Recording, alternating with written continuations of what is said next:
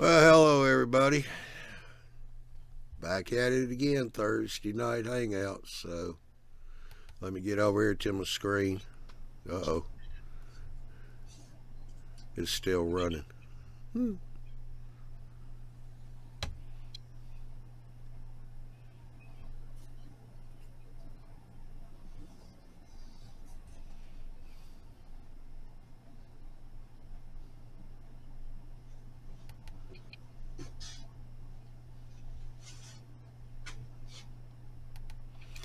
Alrighty. I'm seeing. Okay, here we go. Now I got everything in line. Alright, welcome to the Thursday night hangout. Good evening to everybody. And yes, Tony, when you posted that there's a tech show, I see I missed changing that, but I'll change it before it goes up on the recorded side. So, how you doing, Jim, Tony? North Star Railroad Lines, Dave's Hobbies and Things. Just another scale modeler, David Stark, Sparky. All right, let's see. How you doing, Newcastle Hawks? Andy? Good luck. How are you, Johnny? Yeah, not bad. Having Evening, a Johnny. little bit technical problems. Yeah. Well, Tuesday's show turned out to be a really good show. That was the introduction to Arduino with Andy and Barry. Definitely. They had a good show. Introduction to Arduino and its many possibilities of use and ease of use on the layouts for controlling various things. So we'll probably be doing one or two more shows next year on that one to dive a little deeper into that. So anybody got any comments on that tonight, we'll talk about that. Also, Kathy Millett put out a new video of interest, actually big interest. She was afraid it wasn't going to work very well, but her video was on fails in the hobby. Yeah, you failing at what you're doing. Actually, you're not learning if you're not failing all that well. But I see it as, when people fail, they ought to show that because it could help somebody else out that's trying something. They may be able to pick up a little something from that to add to what they were doing to be able to get the results they're looking for. Well, my philosophy on that is you got to pay to learn. You can buy books, you can buy movies, you can, videos, you can buy time, or you can buy stuff and experiment with it. It costs money to learn stuff, and a really fun way to learn stuff is to lose a few things in the process of learning, but it's still education. You're still learning how to do things. Yeah, we all do it. Yep. Used to be the only way to do it in the hobby. The great asset that the internet is to our hobby is that we can share and learn from each other, like what this community is. That's why I think this community is so valuable, is that we can keep us from the only way to learn used to be try and try and try and 77 other tries until you found something that works. At least here you can get closer, not try as many times. Well, even with the internet here, you're watching other people. That doesn't mean that when you try it, it's going to come out right the first time. Well, I'm a big fan. Sorry. It may be something that, you just can't get to work right for you. Right. You got to find the technique that's right for you. There are some wrong ways to do things. I will agree that not just any way is the right way to do it. There are some wrong ways, but I totally disagree with people saying there is one right way. There's a lot of right ways. There are some wrong ways, but there's a whole lot of right ways. You got to find the right way that works with the way you like to work, that gets the results you like to get. Yeah, Sparky 107, 107, it's okay to fail. She, meaning Kathy, did a good job. We need more videos on the fail side. Yes, we do. Before success. And also, Andy, are you out of your seat? Did you spill Dr. Pepper on it? No, it's still safe. But how you doing, AJ? Better late than never. Yeah, that's a good thing. Good evening to all. My internet connection froze to death around 8:30, so tonight I'm on my cell phone. Oh joy. Yeah, be sure and plug that cell phone in. Make sure the battery stays up. Hopefully you won't be using too much stayed up.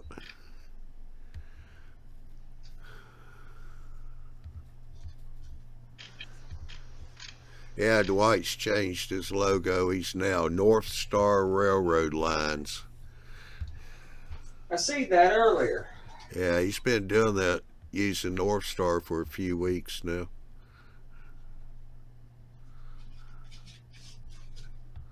Is that an actual prototype light, or is that something from his? I don't know. Dwight, inquiring minds want to know, brother.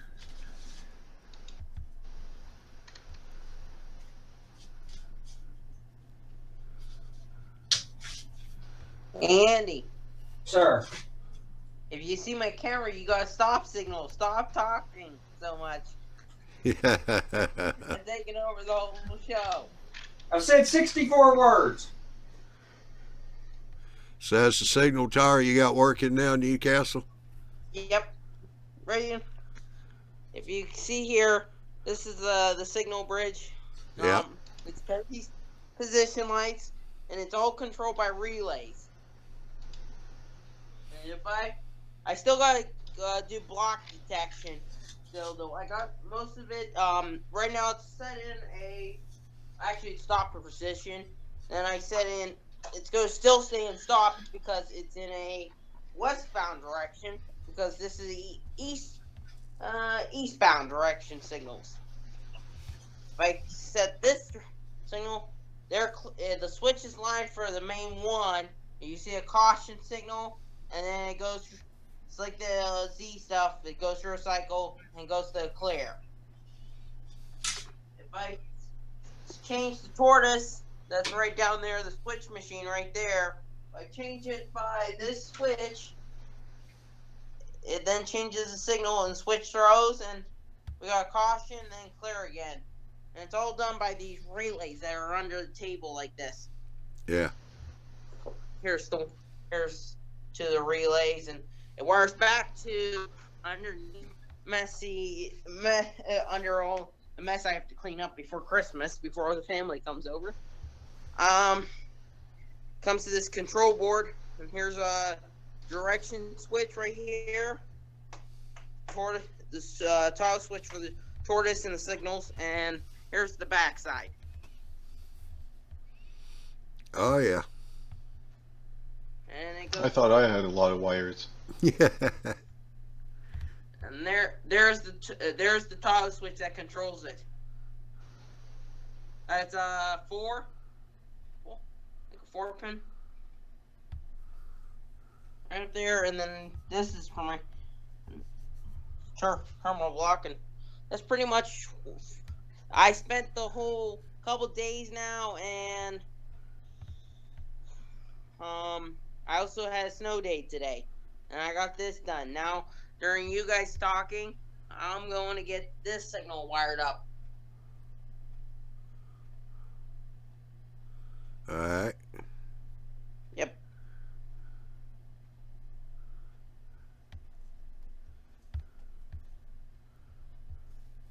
Well, you're making progress in Newcastle.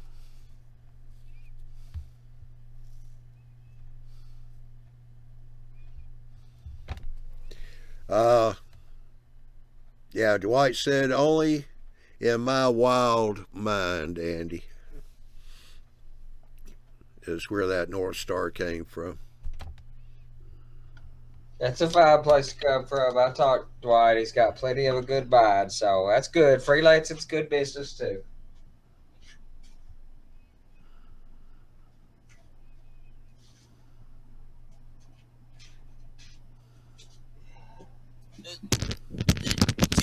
I've tried not prototype freelancing, just freelancing, I've torn the both layouts out in a couple weeks.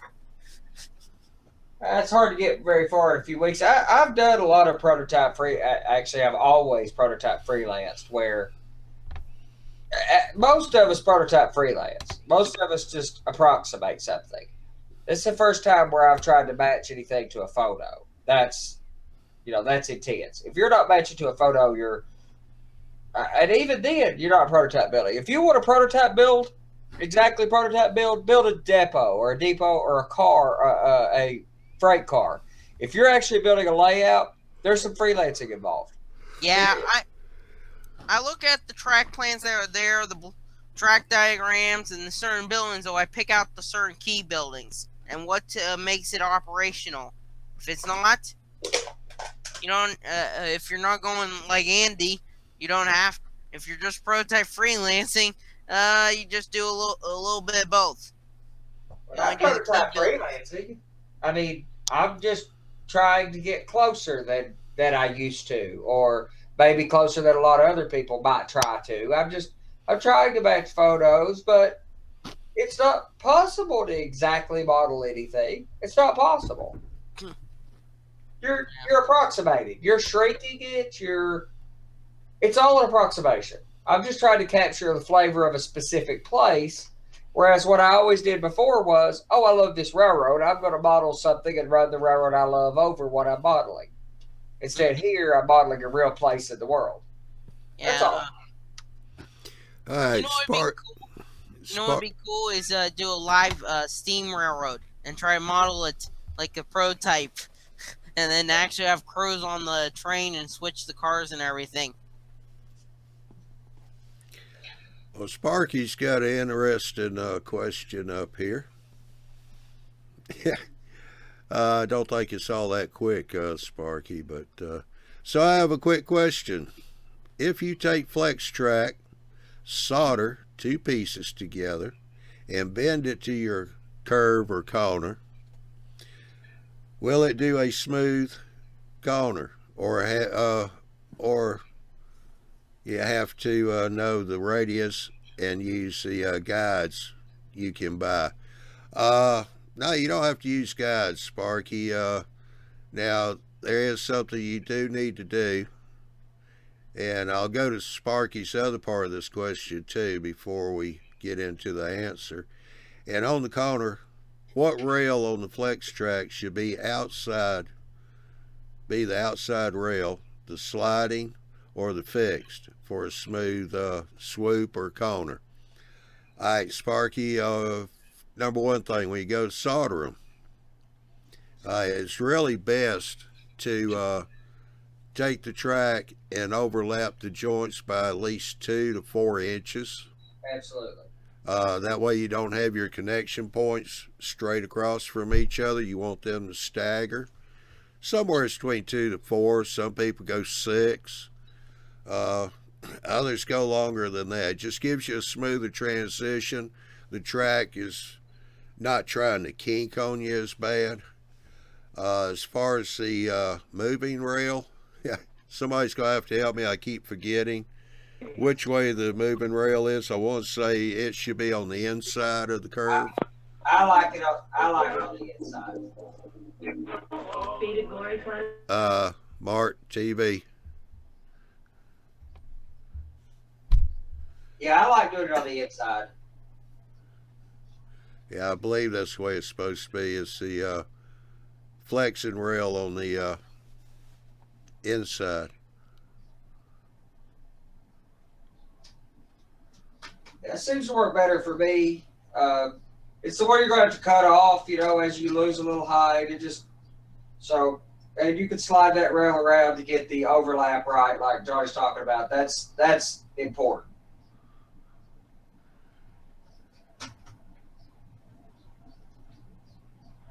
Hey, Vinny, how you doing? He said he agrees. I guess the moving rail should be on the inside of the curve. But if you do stagger those connections, probably at least 2 inches, if not 4, you should have a lot less problems with the kinking of it, and you have a lot smoother joints. Now, if you're looking for a specific radius, using a guide, yes, definitely helps. You Like, can mark it out too. yeah, the layout that I'm working with John on that we're building while I go to lay track, that one, I'm going to do it different. I'm laying all the turnouts first, getting them in the right position, and then use the flex track just to connect Yeah, man. the turnouts. Kind of like connecting the dots. Reason being, everybody says you'll come up with a lot better curves. So gives you a better radius. Well, the turnouts are the wood part that you don't have any control over other than where they go. So, they're fixed in the size and the curvature and all that other stuff. So, yeah, I think that's the best thing to do. Even on my layout where I had laid it all, I still placed all the turnouts and they figured out what was going to happen between them.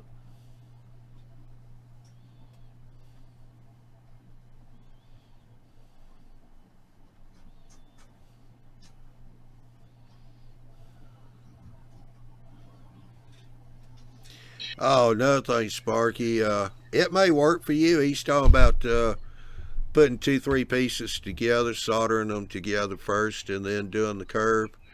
I've tried that before. Once I got past 2 pieces, put that third one in there. I did have problems with the track not wanting to lay flat and kink out on me. Yeah. It really depends. Have you got the room? I mean, if you're coming across one wall into another, he may not have the room. I've run into that situation where I had to put them together and just do the best I could with it. But what we've done in the past is you start your curve before you get to the end of that last piece of flex track.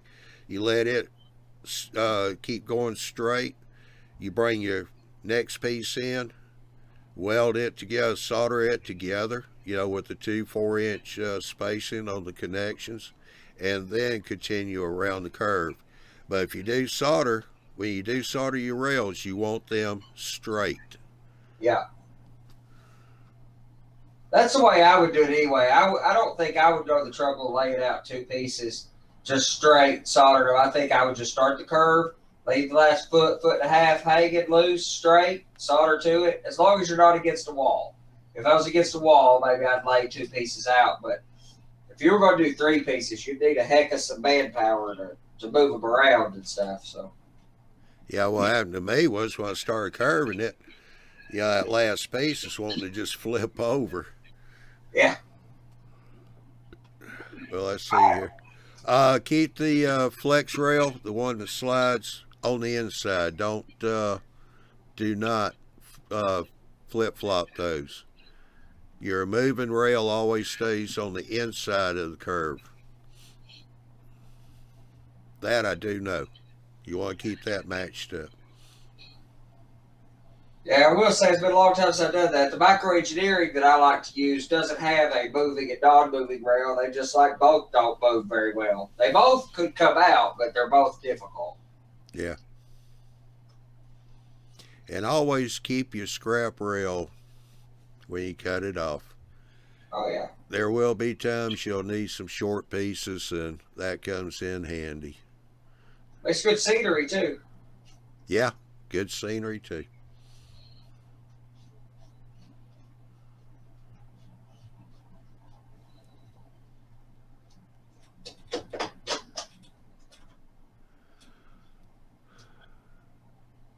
Ray J has joined us. I cannot pronounce this name, but this is this fellow's first time. Ibikein.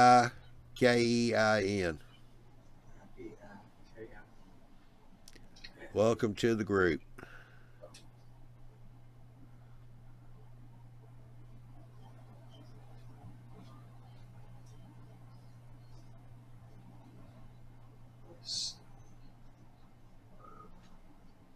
Yeah, I don't understand ties and rails, Sparky.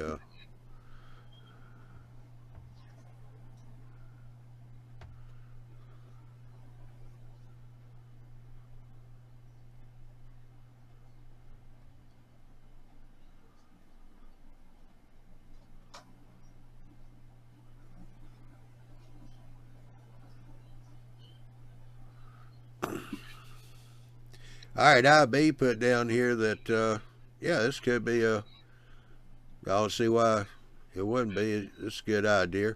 He said when he's soldering the curves on his helix, he used one of the longer curved track gauges and soldered the joints with the gauge in place.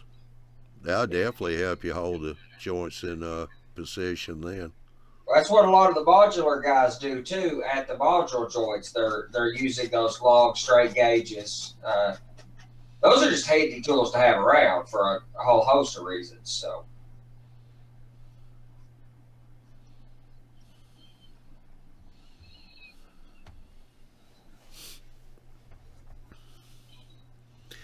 Alright, so hopefully people saw Kathy's video. How about here? Let's hear from some of you guys on your fails that you've been trying with your layout.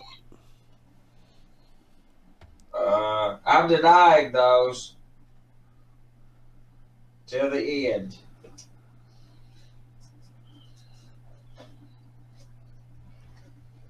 Alright, Joe G, I'm assuming you have to cut out the full 2 to 4 inches of ties when you stagger the rails, or do you identify the rails back in to the ties? Yes, you do put the rail back into the ties. You don't cut ties out.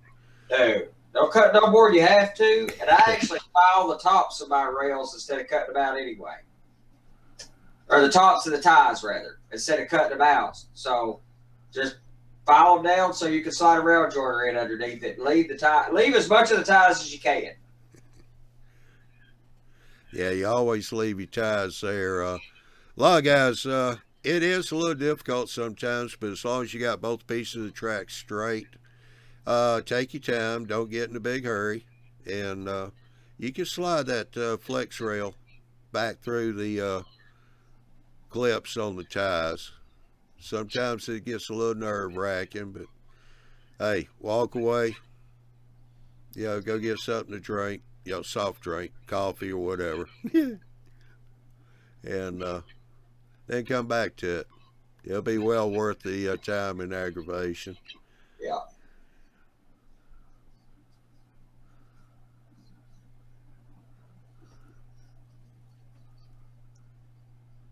Remember, everything you got to you take out, you got to put back and spend all the work to get it to look right. So everything you leave in just saves you that much trouble. Yeah. A lot less you got to replace later.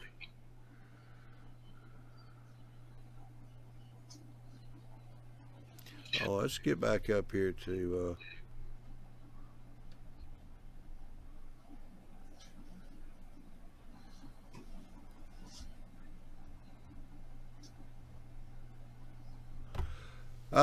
IB. I got a question for you since you're working on a helix. I know a lot of people don't glue the track down. They're just using a washer and a wood screw, flathead wood screw to attach their track in the helix, and they don't tighten it down. They let the track flex just a little bit. How are you putting your track down? You using the same screw washer method, or are you actually gluing your track down in the helix? Boy, I wish I could use that screw washer trick, but the way I build my helix, it's too thin to put screws in. I'm going to have to use caulk on mine. There's no good way to get around it.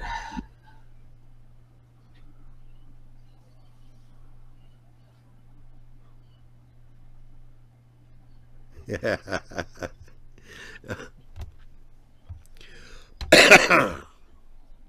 Arizona Granny, how you doing tonight? Arizona. AZ Granny. Guess I better check in so Arizona continent has some girl power. I'm just lurking and listening. Hey, jump on in here. I'm sure you got some good comments like the rest of us.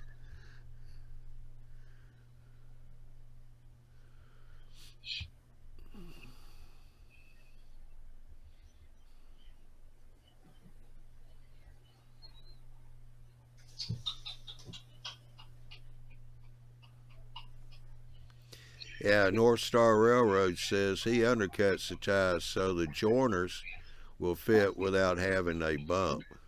Yeah, man. That's what Then I'm the saying. rails stay in true. Yeah, that's what I suggested doing. I just use a file to do it, but take a knife and cut it out. It's a lot easier taking the ties out.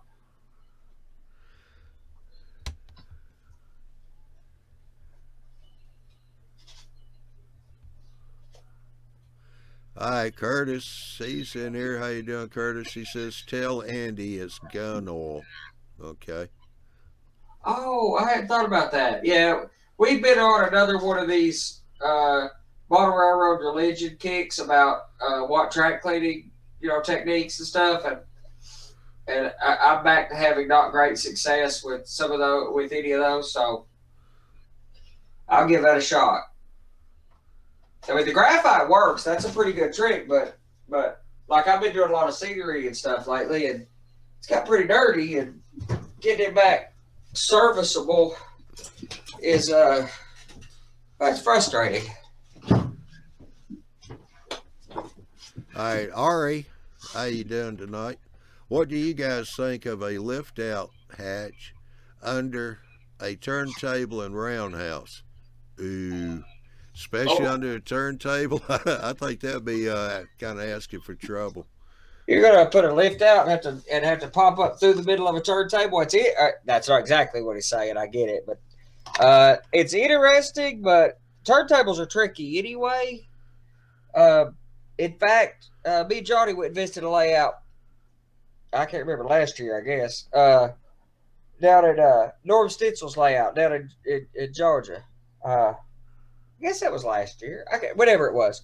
And he had used plywood, Hobosote, and some cork on top of that, and through his layout. And he said he had still had enough trouble out of his turntable just because of how the plywood and Hobosote and the irregularities in them, that if he had done it again, he would use sheetrock around his turntable because it's very dimensionally accurate and stable.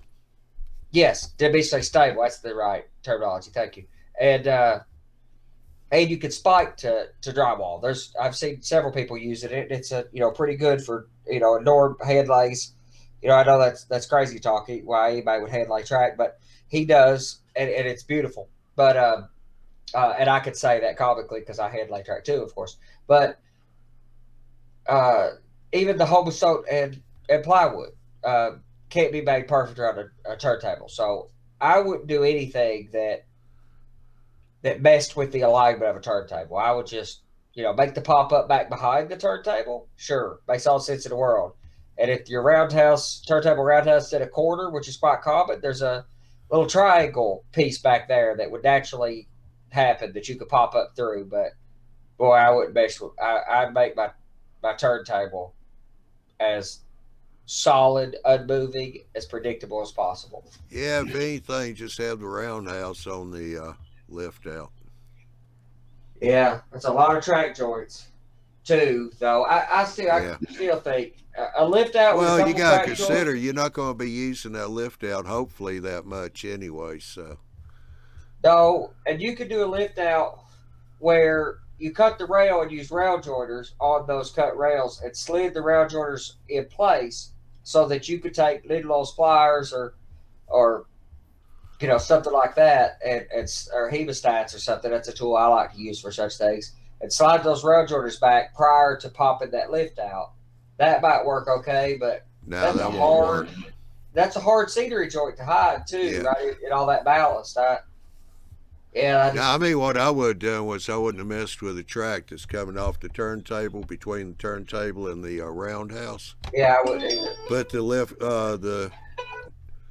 lift out right there at the turntables, so that way you just have to power the track inside the roundhouse.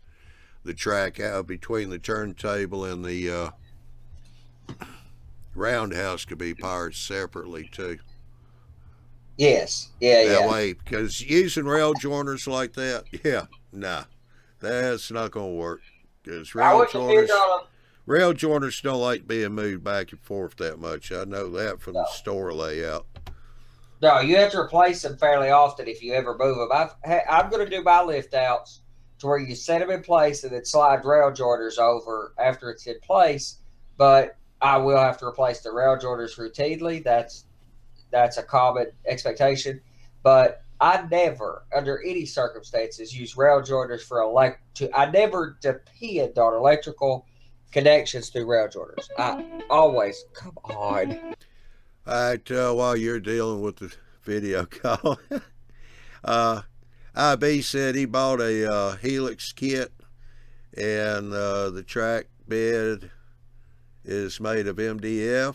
He sealed it and then used tight bond wood glue to secure the track. Okay. I mean, a lot of people do glue their track down in the Helix. And he said it's been down for 3 years and 0 issues. That's good. I'm going to use caulk. Mine is glued. Yeah. Yeah. Do you use wood glue? Do you use white glue or wood glue or one of those type of PVA style glues? Well, first of all, I've got a road bed, which is glued, and then my tracks are glued with white glue on the road bed. Sure. Yeah. I think I'm going to use that. I've never used it before, but it's got real popular the last few years to use silicone adhesive, silicone caulk as an adhesive for track. And I think that's what I want to do in my staging yards and in my Helix. My Helix is so thin, or as I'm building, the Helix I'm building is going to be so thin that there wouldn't be enough room for a screw to really grab a lot because it's only a 1/4 inch thick. So. Hey Lee, how you doing? He's popped over here. He's about to get started on a layout. Yeah, Awesome. what's this I hear about you starting a layout there, Lee? He says this weekend.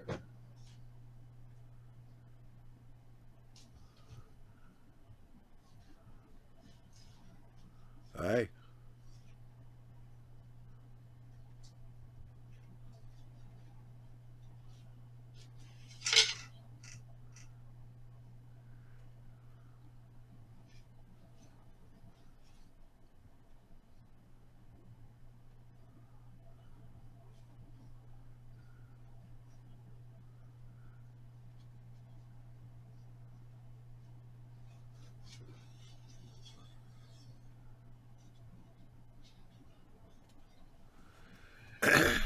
Alright.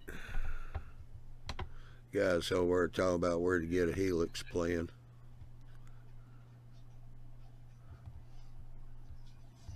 Oh, saw somebody make a comment on up here earlier. I'm gonna go look for it and see.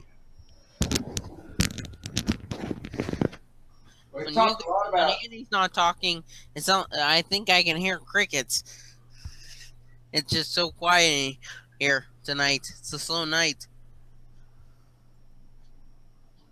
Oh, Joe G asked up here, could you solder the rails together without using joiners? You can, but tell you what, Joe, what I would do is have 2 track gauges, the kind that fit on the rails to hold them engaged, and keep them as close as you can to each end, on each side of the joint, so that the rails stay lined up. But usually we put the joiners in there just to give it more soldering surface.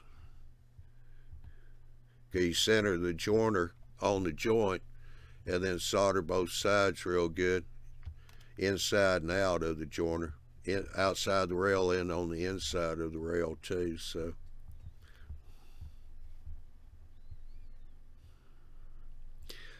Scott G said, hi guys, long time lurker, first time in the chat. Okay, you must be one of Arizona Granny's neighbors then. But glad to So, have you. Glad to have you in here. Got any comments? Helpful hints? Put them in the chat. We glad to have them. so they make a. I don't use rail jointers. To that comment about rail jointers, I don't use them myself, except for in hidden track. In hidden track work, I do. I'm OCD, but not narcissistic. So I do use rail jointers um, there. But so what I do is there's two contraptions that are of interest to doing it this way. One is a tool that I'm gonna show you this here in just a second. It's called a rail alignment tool, and it doesn't have all the size and heft of a joiner, but they look like.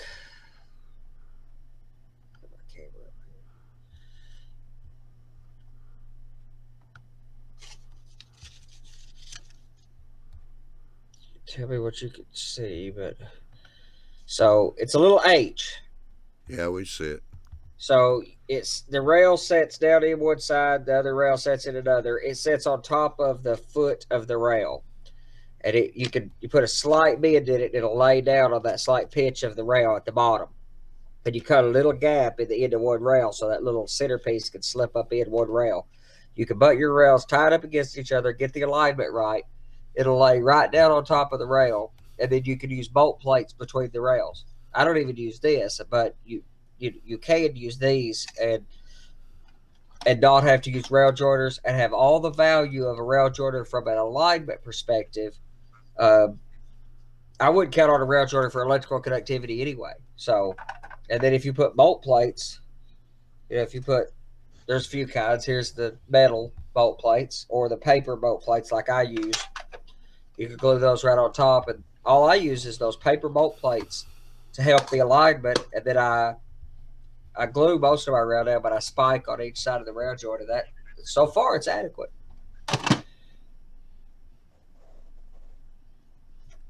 Yeah, IB said I use tight bond because it is semi-waterproof.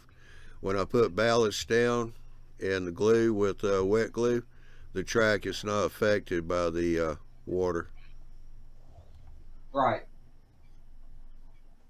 Yeah, I would use. I've used white glue before. I would use a waterproof PVA like a wood glue. That's the big difference in wood glue and regular white glue. Regular PVA glue is the waterproof. What's dry. It's water soluble while wet, but waterproof what's dry. So I would try to stick with wood glue anywhere you're going to ballast. Unless you're going to do ballast like I do, which is I use a dry method of applying ballast where I don't use wet glues on it. If you do that, then you're safe either way, but I think wood glue would probably be.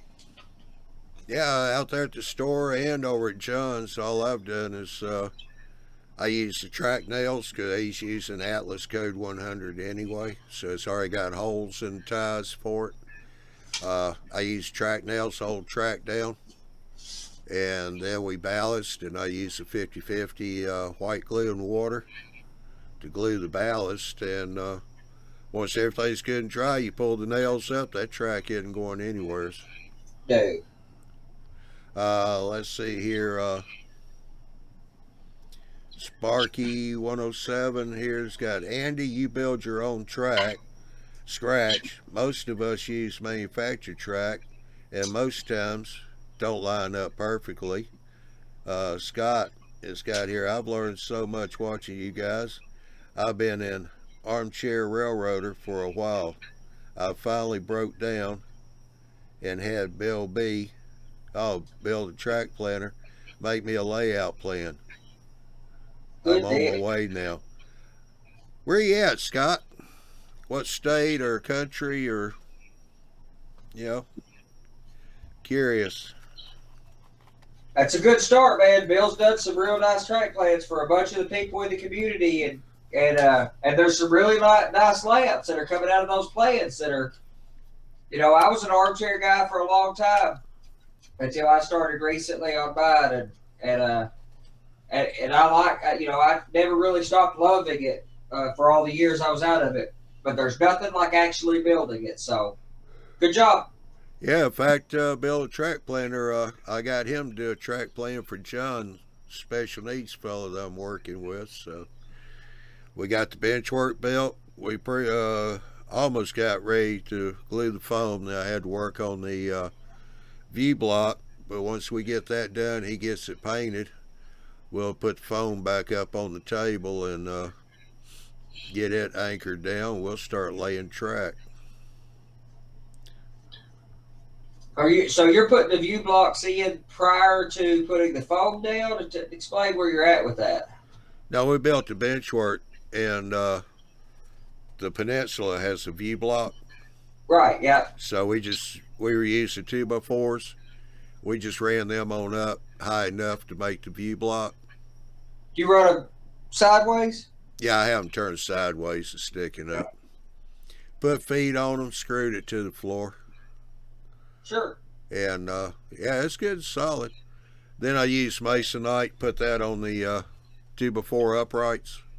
Yep. Yeah, John called me because I told him we need to sand those holes, and I was pulling the screws out that only stayed flush. I was using a wood chamfering bit, Right. chamfering the holes so the screws would go deeper. Yep. Well, I missed a couple, so he couldn't find the chamfering tool, and he said he may use a drill bit, a 1/2-inch drill bit, just to re-drill the hole a little bit so the screw go a little deeper. Oh, wow. Okay. Yeah, yeah. I mean, hey, he made a good effort, you know? Yeah. He called me up and he said, well, I was trying that and I kind of drilled the hole too deep. I went, okay, John, it's fixable. It's nothing terrible. I got over, yeah, he drilled it all the way through the masonite, so. Oh. So a 1/2-inch hole through a masonite. Yeah. Yeah. Yeah. And so I just had to fill him up. I mean, Sure. he did go back and he figured it out. He said, yeah, I figured out. I put the screw in first to get a hole, and then I just used the big bit just to make a flare at the top of the hole. I said, yep, that's it, John. I said, you just don't go all the way through the masonite. So what are you going to fill the holes and the joints in the masonite with? Spackle or? I use joint compound. Well, and I always had too. I built a bunch that way, but Miles Hale has talked about using flex paste from Woodland Scenics to fill those gaps because it expands. It's flexible. It's like I don't know, it's like some kind of putty with foam in it or something, so it stays flexible. It's kind of rubbery once it's down. Huh. So apparently that's a good way to do it. I decided I was not using masonite on this one because every time I've ever put masonite backdrops up or masonite fascias, they've always cracked. Every single time I've had cracks, several times. Which is not a catastrophe. You can fill them and paint them in the future as they crack, but they crack. Yeah, but in a regular hangout, Miles also was telling us about one of the caulks they used in the past that worked real well. And I just couldn't remember the name of that caulking compound, so I just, I've got the joint compound there, so, and sure. The where the sheets bud up, I got those budded really tight. Right, so any gap you have is just a small fissure. Oh yeah, it's very small, except for I got a couple of inside corners, and I know that the putty's not going to work in there, so I may go ahead and look at that Woodland Scenics flex paste. Yeah, I'm pretty sure that's what he was talking about. I actually, yeah, that's what it was. I'll just get some of that and use that on the inside corners. Sure. Because the view block is, I think 32 inches tall. Yeah. Yeah, I made it just tall enough to where I couldn't see over it. I'm almost 6 feet, so.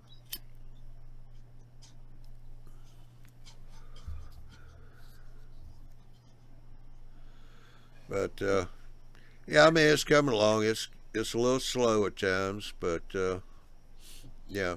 Oh, Scott's in PA. All right, man, that's good railroad country. PA's big railroad country Yeah. for modeling and for the prototype. It always has been. The history of railroads, PA's big news. All right, Scott, I'll tell you what. Yeah, I mean, you know about the shows. Hopefully, you've heard us talking about the regular hangouts. There's usually a hangout going every night. So, all you do is come to the community page and you'll see it posted there, a hangout. Just click on that on the link and it'll bring you right on in. So, if you got a webcam, they usually have a built in microphone, so you don't have to worry about getting an extra microphone or nothing. Guys, really great to be able to come in at night and be able to ask questions, especially since you're just starting to build you a layout there. And Miles Hill's in there some. We got some other really good people in here. We got Ed Traxler, Ron Rossetti, Ralph Rossetti, yeah, Ralph Rossetti. Ron Kleiss comes in from time to time. Lee Beckler. Well, I was trying to. There's experts. Hey, Lee, how you doing? Shane Mason, the DC, he's a big DCC guru. There's experts in all kinds of areas of expertise around the community. They're, and everybody seems to be really open to sharing information. It's been a great value to me. Oh, yeah. And the one was talking pretty good with electronic components. Who's that? You. Oh, yeah, I guess my way through it. So you claim anyways. Yeah, no, I'm not a doctor, but I play one on TV.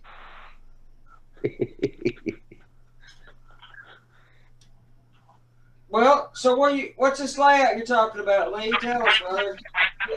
Tell us so we can hold you to it. Switching layout. Being my 17 by 14 room that I'm going to be building. I'm going to hopefully start it by. God, well, don't hold me up to it, man. I still got to get the stamp of approval I told you earlier, but it's going to be in the works Monday. I made a decision today on just going to town on it finally. So I'm doing a little tweaks on my track plan. I'm not going to show it just quite yet. I still need to finish up the drawing before I show it. And I don't believe you got one, Lee. Oh yeah. I don't think you are. I think you just blowing a bunch of wind there. Well, I could do that too, but but yeah, no, I got one all in the works, and I got a bunch of stuff on order. It's coming, and which that don't matter. I'm gonna head to the hardware store probably Sunday morning to get all the rest of the lumber I need to get started on it. So, see, I got 15 people in here right now saying that they want to see your track plan right now.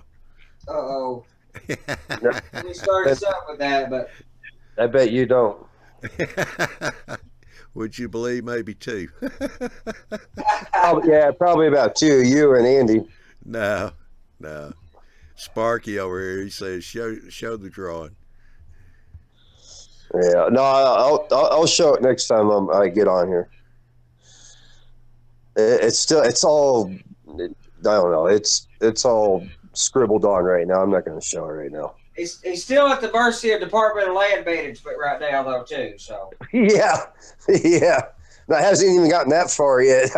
I'm still waiting to get it there. No, but right. You can always figure out a way to do it. I mean, shoot, I took over the master bedroom, but I didn't tell you I was sleeping on the couch for 2 years over it. But no, the shelves. I tell you, the shelves will be about 18. It's going to be a shelf layout, switching layout, and the shelves will be about 18 inches max. So that's the only mistake I feel like I made, is that I made it too deep. Mine's 2 feet. I should have did. And I know it don't seem like it's that big a deal, but I should have went 20 inches. I'd been I a lot did. better. I've done 2 foot before too, and there was a whole lot of real estate you got to take up with just some track. A lot of trees, man. It's a lot of trees. That extra 4 inches is, a foot by 4 inches is an extra 30 trees. Yeah, So because when you're putting a track with a spur and just a 3 inch backdrop building, and you're already taking up 5-6 inches there, and yeah, you got 24 inches. There's a whole lot of real estate there. it's mostly trees. And I thought like this section, that first foot's track work, and I did want some scenery on the front. My track work's never more than about 3 or 4 inches from the front. I mean, that's the closest. Pretty much, that's the closest. I didn't want, I wanted some scenery so you could set a camera down and still have a good shot. Through a little scenery, but that's only a few places isn't even that close. But it's always off the backdrop by a bunch. And I knew I was going to use photo backdrops, but I hadn't given the quality of the photo backdrops enough credit for how they do the job. I didn't need to put this much mountain up there, and boy, it just takes so many doggone trees that I could have put it a lot closer.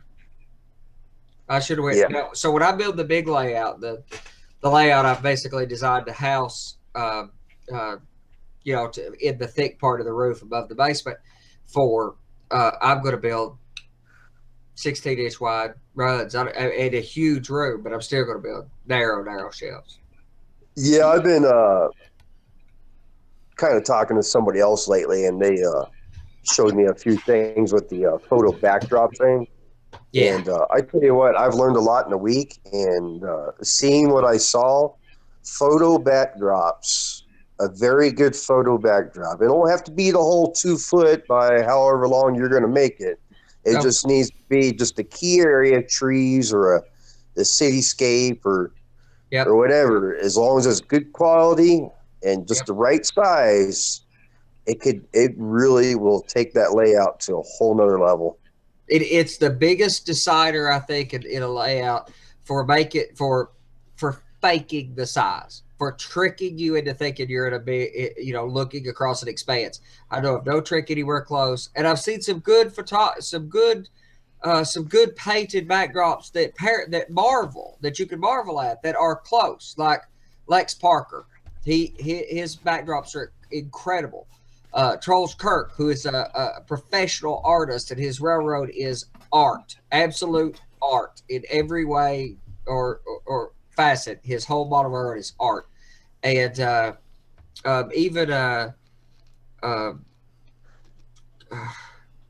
think of another one here in just a second. Who is actually who's done a whole lot of work with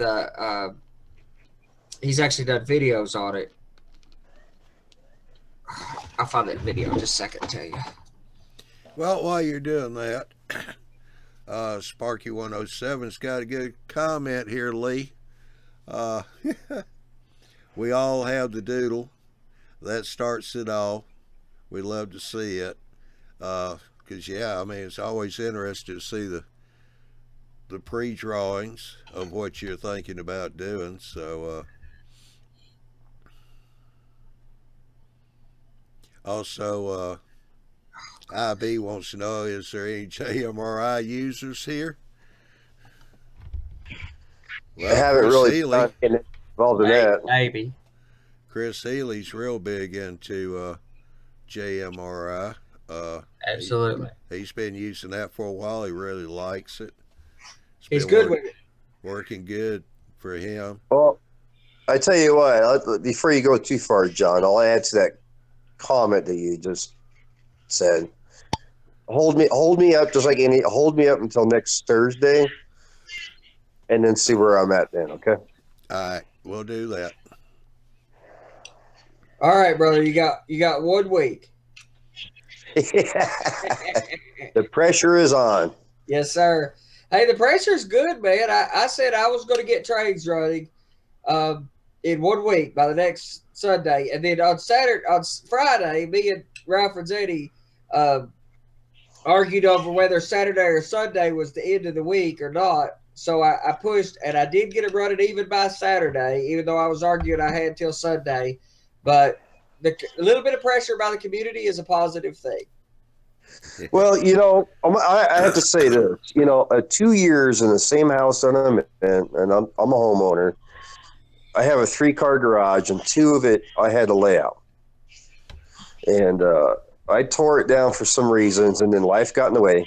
I've been an armchair modeler ever since, and I'm quite excited to finally get this new one going. So I'm on vacation for the next 2 weeks. So my goal is the first 3 days, I'm going to get bench work done. Nothing like setting yourself some deadlines and goals. That's one of the best ways in the world in life to get ahead, is to set yourself deadlines, fake or not. It's motivating. It is to me. By the way, that was Mike Deverall. I don't know why I couldn't think of Mike Deverall's name. I watch his videos all the time. He's one of the must-watch YouTube channels. He did some YouTube videos on backdrop painting. He is an engineer, which I have a special kinship to, because I'm an engineer in every way, professionally, at heart, in spirit, etc. Definitely an engineer, and he has painted some first-class backdrops. However, if you go look at the stuff that Jory Ricard does, trackside sceneries, backdrops, and there's others that out there, other companies too, but they are exceptional, and they it's so unparalleled how good you can do. And Mike Confalo, go look at his layout. Those photo Scott also said the Allagash. That's Mike Confalo's. Is okay. He does. There's another one. And there's another one called Backdrop Junction. Yeah, man. Yeah, they're good stuff too. There's a bunch of companies out there doing them that are good.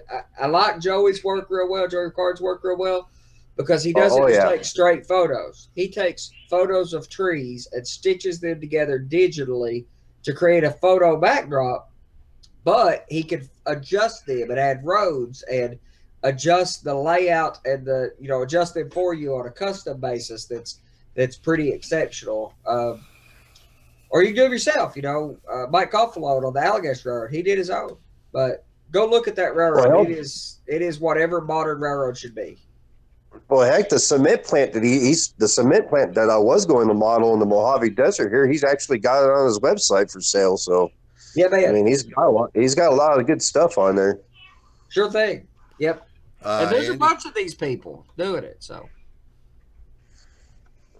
Andy, sir. Ray J wants to know what you're working on. I do too. I make smearing poop.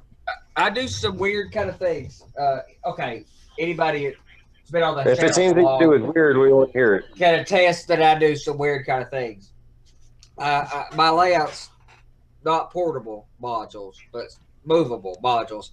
So this is just a little river inset that sets into the layout over a little section I tore out there. And this section where I set it all up, put a piece of 3/4 styrofoam underneath it, and then cut the edges off so that when I pour the water, it has that section of water and everything is all one piece. And then it slides up under the module, and it's at a junction, which lets me hide even more. A junction of 2 modules lets me hide even more of the module. And here, I'll just show you the one I built recently. It's I got a bail, guys. All right, Lee, have a good one. See you, buddy.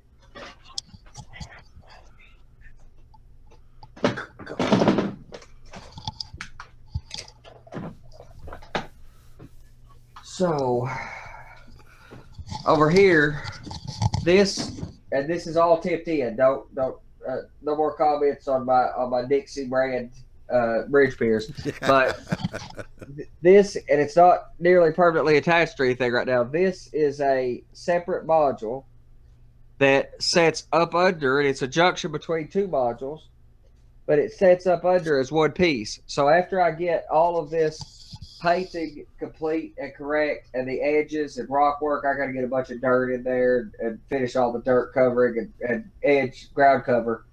I will drop that module out, level the thing, and then pour.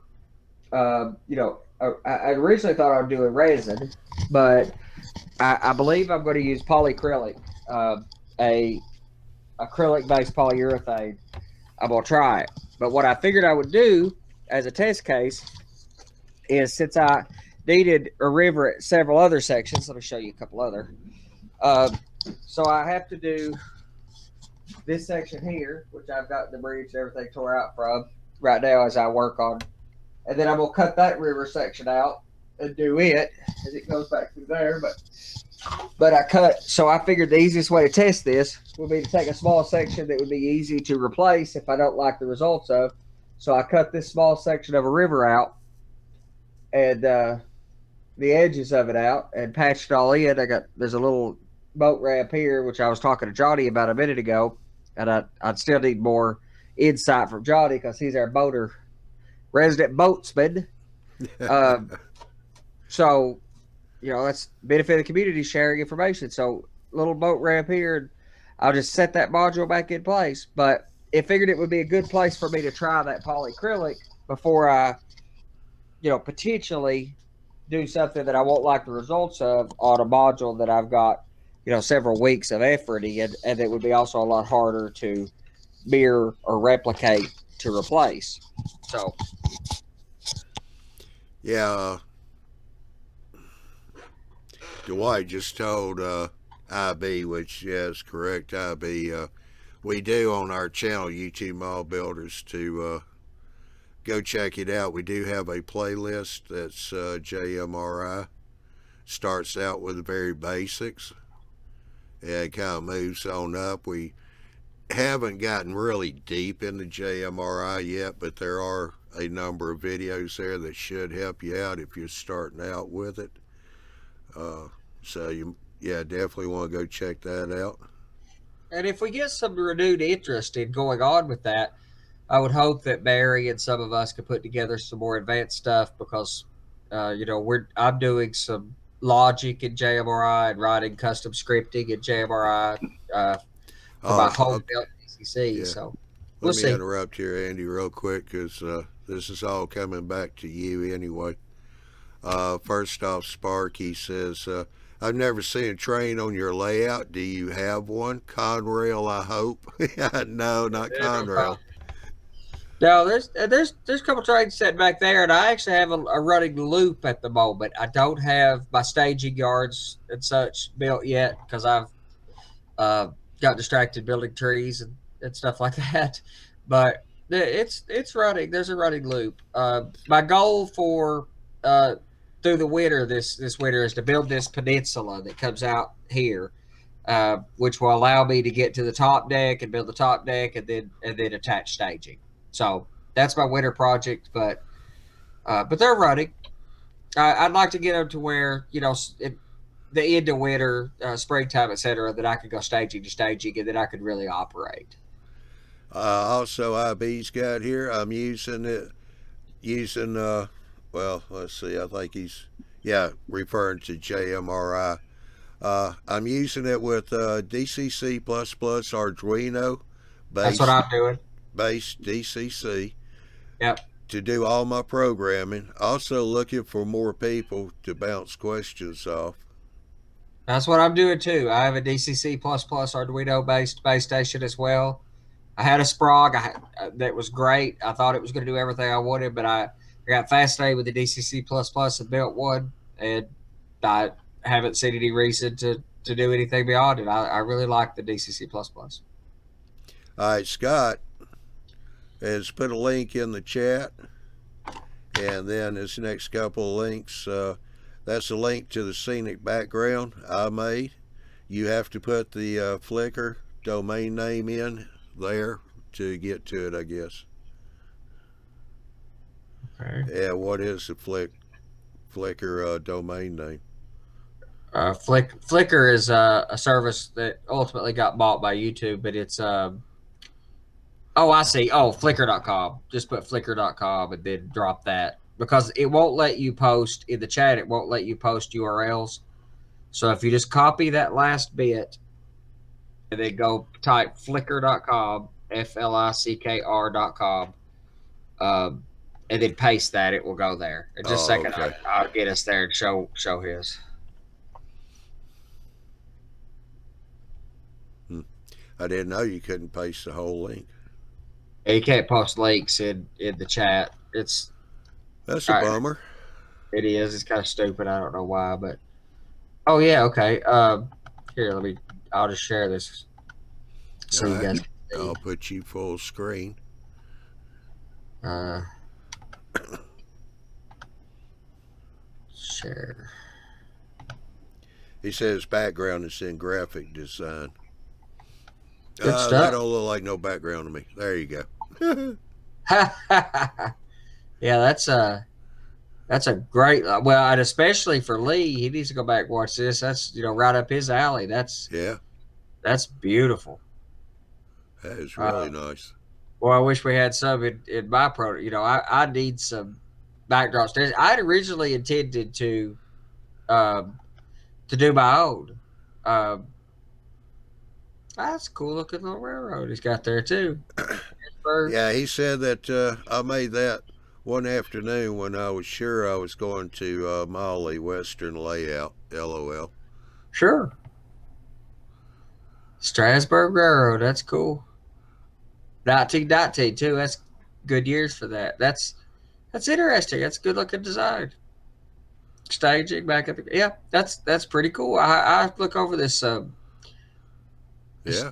interesting, but I wish I had more time to put together to do my own Photoshop work because I'm not a graphic artist, but an IT guy by trade. But I can figure out Photoshop.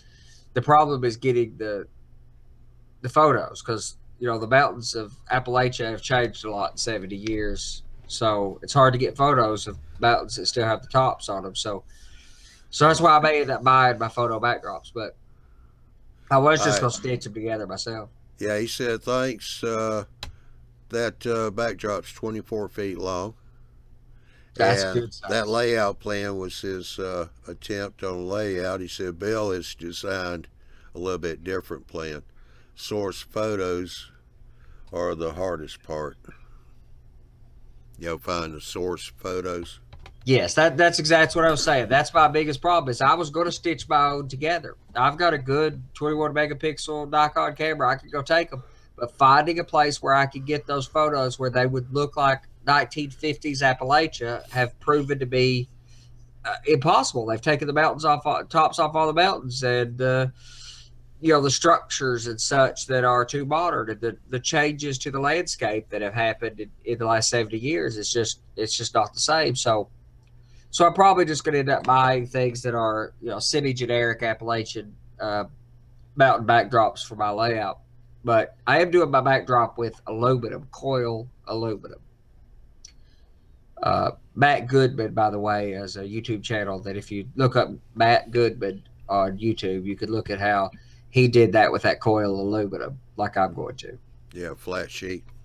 Yeah, man. Yep, you buy it in a roll like 50 feet long. And you buy it pre-painted, so it has a white, pre-painted white, so it has a good surface for adhering, for wallpaper paste or spray adhesive to put a backdrop on. So, yeah, how wide a sheet? Well, I know 24 inches is easy to get. So I've been looking for a little bit wider material so I could do 2 decks at once. Put it up and then just pop a few sheet metal screws through it and then put a couple brackets for my top shelf right on top of the backdrop. But if I do 2 feet and overlap them as I go down the wall and cover the overlaps with the shelf for each level, that'll work, work pretty good. And then I just take the modules all down, put the wrap up, and then put the modules up. Another good thing is I can wrap it, set the wrap up there, set the shelves in, basically rough in where the backdrop needs to go. Roll it out, take it down, take it up to the garage in the office where I got a bunch of room, roll it out flat and put my backdrop photo on it, roll it back up, bring it here and roll it out. I could probably. So I may end up just adhering it right on the wall, but if I wanted to or thought I needed to, I could do it flat. Hey, Ralph. Howdy.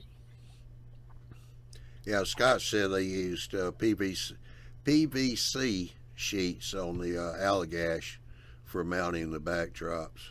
Be a little cheaper, probably. Really? Well, yeah, probably that's work true. just as good. Well, I am going to use styrene for my fascia. 4x8 sheets that you buy it off eBay, and it comes rolled up in a box. And I'm going to use that for my fascia. So I could use that for backdrops just as easy. And it's a heck of a lot easier to work with, a heck of a lot easier to cut than the metal is. And with photos, the seams aren't that big a deal because you'd cover them. You wouldn't even have to. I guess you'd have to fill them with something, though. You can use a product called Spray 77. Yeah, Super 77. Yep. Yeah, 3M Super 77. I use the heck out of that stuff. Yeah, he said maybe it was styrene. He's not sure. Well, styrene, plastic. It was just some kind of plastic. Yeah. That makes sense, and I probably need to go back and reconsider that because it's a heck of a lot easier to work with than the roll of aluminum. And I'm definitely doing my fascias with that stuff. Still figuring out how to adhere the fascias to the styrofoam. I thought about putting little blocks of wood into the styrofoam, but to give me something to contact cement to. But I'd like to just cement it directly to the styrofoam, but I thought about using some of this industrial double-sided tape. Yeah, good luck on that because, we built that styrene wall to hide the incline at the store. Right, yeah. Yeah, I found nothing that will glue it to styrene. So what I've actually wound up doing was I used styrene rod, small, about 1/16 or 1/32. Sure. Glued, I think is 1 inch to 1.25 inch long pieces, and I did cut an angle to kind of make a point on the end going into the styrofoam. It drove it in like a spine. Yeah, just pushed the stuff in there. Yeah, I thought about putting some spikes of square stock wood, 1/2 inch square stock wood, driving it back, cut a little hole, shove it back into the styrofoam, and adhere it with some polyurethane glue, which is like Gorilla Glue is polyurethane glue. It expands though, so you have to be careful with that stuff. I could use polyurethane glue, but you've got to be able to clamp it so the expansion doesn't cause it to be wavy. So I've thought about that, but it's really hard to clamp the styrene to the front of the styrofoam. So Yeah. I don't I got a question for Scott. Yeah, we just got a new guy in here. Scott, can you hear us? Can you hear me? yes, sir. Barely. Yeah. Hey, Scott, I got a question for you. Hey, Lloyd, what's up?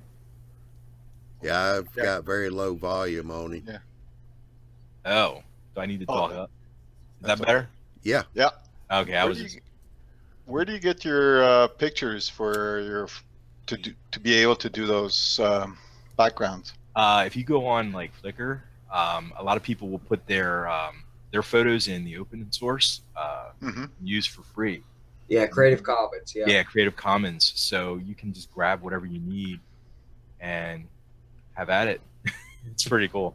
And if you're not selling them, if you're just Right. using them for your own use, Right. you can use any of them or all of them as long as they're high enough resolution.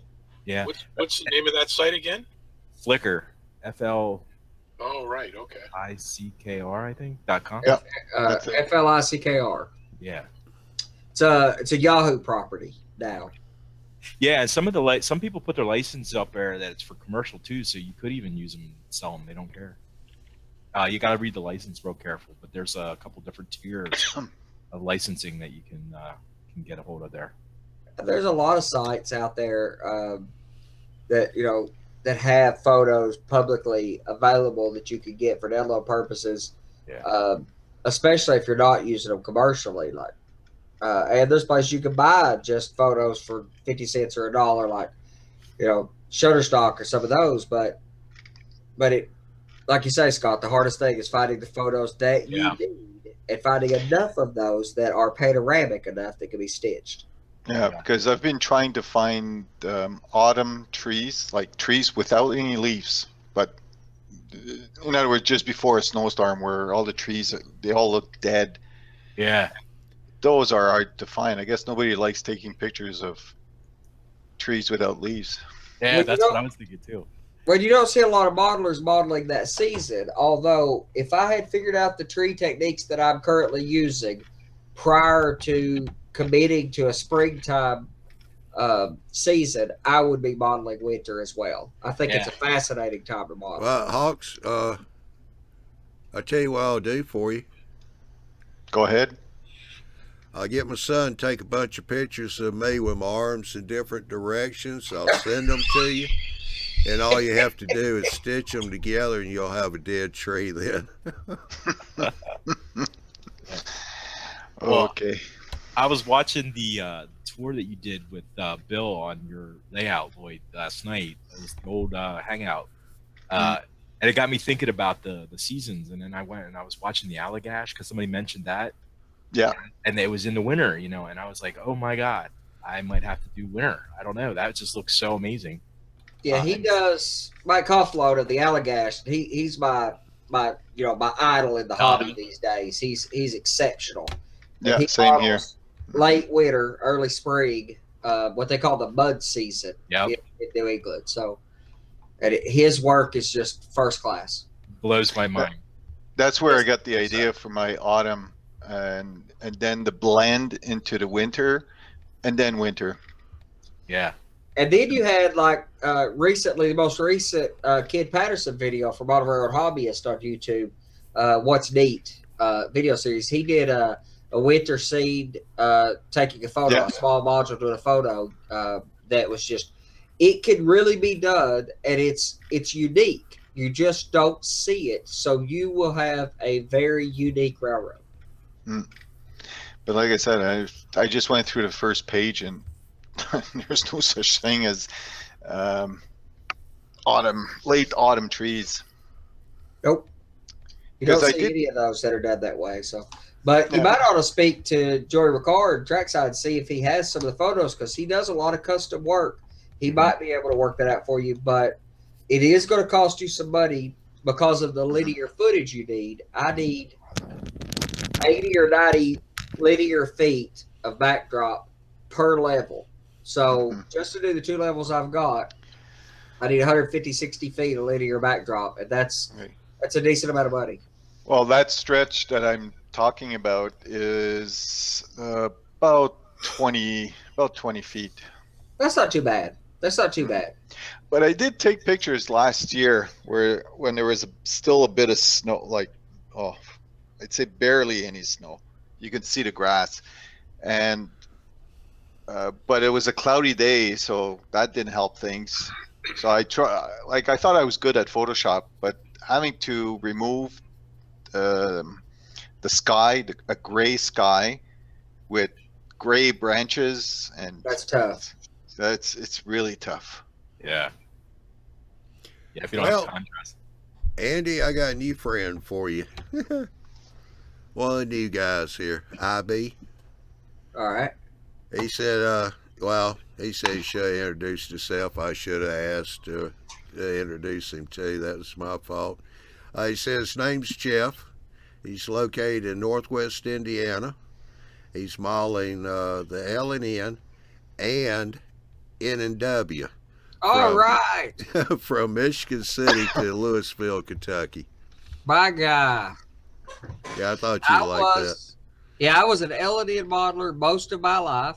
Still have some L&N equipment from back when I did. I do model the Louisville Nashville Railroad too. I model Norton, Virginia. I will eventually get to where I'm modeling Norton, Virginia, where the L&N and N&W interchange. Here I'm modeling the N&W at the Clinchfield. But I grew up 3-4 miles from an N&W line in Eastern Kentucky. So I'm a nearly lifelong L&N modeler. But I've been an N&W fanboy for better part of a couple decades now too. So that's a good area to model, though. Up in that area, up through Indiana, was exciting railroading. It's like Tony Custer models the nickel plate, which became the N&W in '62 or so, I think. And he models that neck of the woods up through Indiana. That's some exceptional Class 1 railroading with numerous railroads that interchange across. What I found fascinating about where I model around Norton, Virginia, the very far southwestern corner of Virginia, is that there's 5 major railroads within about 20 miles that interchange and crisscross, etc. The Clinchfield, N&W, L&N, Interstate Railroad and the Southern. And eventually, as I could grow my railroad, I will model all 5 of those. I tell you what, you guys talk about these winter scenes. When this show's over, I got some soup I made a few days ago. I'm gonna have to go get me a bowl of it. You freezing me here. I should have. I feel like I made a mistake, and I've even thought about tearing all the trees out and going back and doing winter. I am modeling early spring with very yellow trees, very bright green and yellow trees, because I really wanted to do winter, which is a great time to model a coal hauling railroad because they haul a lot of coal in the winter. So, yeah. Also, we have a new guy on the been coming on the off-show hangouts. Thomas, that's also in Ohio. He's modeling snow. See, and that's really good. I think he's taking florist foam or something. He said. Yeah, that's Mike Confalone's. Yeah, I showed him that on a hangout recently. That's Mike Confalone's trick of taking white florist foam, pressing it down with your fingers to get it lumpy. Yeah. And then also he's like shaving, like kind of like ballast, kind of. He's like like sanding it and then using it. Yeah, for O scale, it's fluffy enough or particulate enough for O scale. In HO scale, I think you would probably have to use the best technique I've seen for fresh powder. If you're a snow skier, you'd call it fresh powder. The best technique I've seen for modeling fresh powder is Ken Patterson's with just using plaster, and you're basically zip texturing, white zip texturing. About white lily flower. Yeah, I use a lot of natural products on my land. I use a lot of dirt, a lot of leaves, but you really want to stay clear of food products. Flour and stuff's going to rot. Yeah, I was fixing to say, don't mix any buttermilk and shortening with it. You'll have scratch biscuits. Yeah, you want to stay clear of food products. Even leaves have a consequence on a layout. I'm still dealing with some complexities of dealing with the leaf coloration problem. But I use a lot of dirt, a lot of natural products. But you will stay clear of that. But for snow, I've got to find a way to make. If you want to do fresh powder snow, you got to get a glisten to it, a reflectiveness or a gloss property. Pulverize some marble. Yes, that would work. Pulverized marble would have some glistening properties. Or there's the white powders that have some reflectiveness to them, like the black. I was fixing to say, what about woodland scenic snow? I'm not a fan. Why not? It's Yeah, but you're not a fan of anything Woodland Scenics. sure I am. Sure, Woodland Scenics does a lot of good products. Their water, this new water system that Woodland Scenics has recently dropped is a first class system. Their lighting products, the LED and lighting products are exceptional products. They're what they bought from DPM that for their structure kits are as far as plastic goes are good products. I'm just not a fan of ground foam. That's my only caveat. Snow? What's wrong with the snow? It's irregular shape, for lack of a better way to say. Okay, it suffers the same problem as the Woodland Scenics coal, in my opinion. It has a ballast, for that matter. It's the shape of the particles. It's the texture. So my problem with the ballast that Woodland Scenics has is that it's kind of square in shape or something, because it's walnut shells. That's how it breaks. And it has a shape that does not look right for ballast, which is more irregular but roundish, because they tumble them through a crusher. So real rock is a better material than the walnut shells. Their coal looks like sawdust, rough sawdust. And real coal doesn't look like that. It looks like sand, particulate. It's very particulate. And the snow has a shaven quality, like sawdust from Woodland Scenics, instead of a particulate quality like a powder product like plaster would have. Yeah, after my comment, I'm getting a few comments here. Weather forecast. Yeah, I know it's cold up there in Michigan, but let's see. IB said, Jeff, he went to school down near Bluefield, West Virginia. That's Not too far from Norton. I'm modeling the Bluefield to Norton, Clinch Valley district of the NW. At the moment, I'm modeling a small, achievable section of that line between Carmo, Virginia, and Banner, Virginia, up through a town called St. Paul where the Clinchfield crossed. But when I get the larger basement in a few years, I'm going to model the entire Bluefield to Norton. Well, here we go with another scenery question. How you doing, train room, Gary? He says, Hey, so you guys, what do you guys put on the ballast to make it look old? Hey, Bob. Hey, Bob. Hi, Bob. I just snuck in here, just waiting for someone to notice. You're not that sneaky. That's the technology is a giveaway, brother. True. I use a bunch of things for weathering my ballast, a combination of powders and dilute washes. So I use a black wash because I think it gives a better effect for getting that. On what color ballast? Well, my ballast is not white, but a much closer to white than anything else, gray color. So really light gray with a kind of white tinge. Yeah. On the Lionel, because train room Gary also Lionel, the fast track for Lionel, the O gauge stuff. It's kind of like the Bachmann. I just took like a black wash over it, and then painted my ties. I've seen his or painted the rails.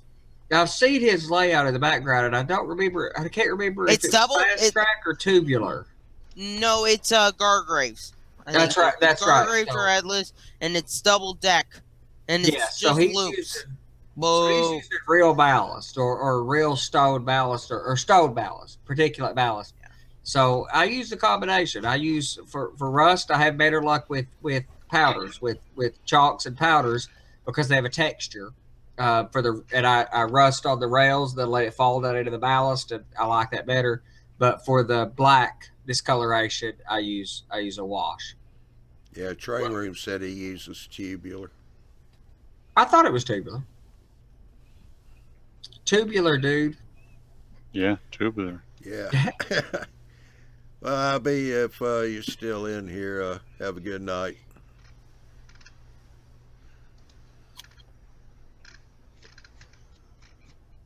Oh, yeah, I'm reading the whole thing now. He says it's currently 4 degrees in Indiana. Good night to play trains. Wow, man. He's not leaving yet, so.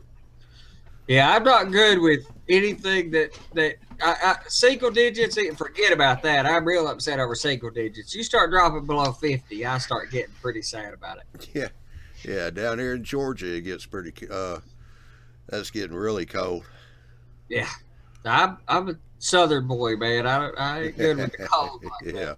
Modeling it's one thing, but modeling it in a well-heated layout room is one thing. Definitely have to have that. Yes. Yeah, I'm trying to capture the look, not the feel. I'm not going to be freezing. Everybody comes over to operate. I'm like, all right, man, it's winter in 1950, so I've got the layout room set on 41 degrees. There's a bunch of guys going home, man. They just ain't doing it. Yeah.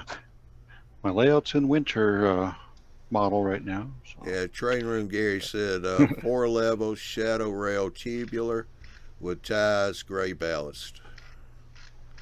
So a wash, generally speaking, if you want to cut, okay, so depends on what you're talking about. If you're talking about the grease and grime that happens with the weathering necessary for weathering it, then the wash of a dilution of acrylic or something is probably better. I use I think I use shoe dyes and alcohol and isopropyl alcohol for what I've currently weathered with that.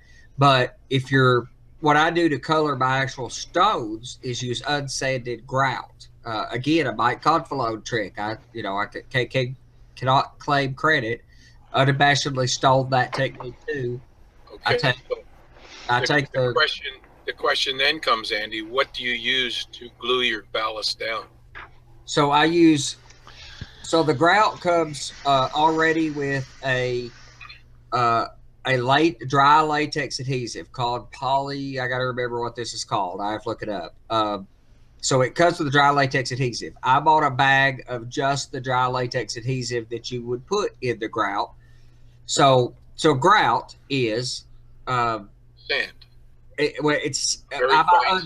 buy unsanded grout. So no sand. It has Portland cement, a dry coloring agent.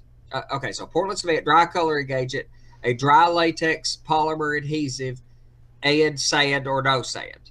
I buy the no sand. So it's Portland cement, which is going to harden up on its own, and the dry latex adhesive and a coloring agent. I add more dry latex adhesive to it. I put my grout down and I spray it with 50-50 water isopropyl alcohol, and it sets up hard as concrete because it's literally concrete.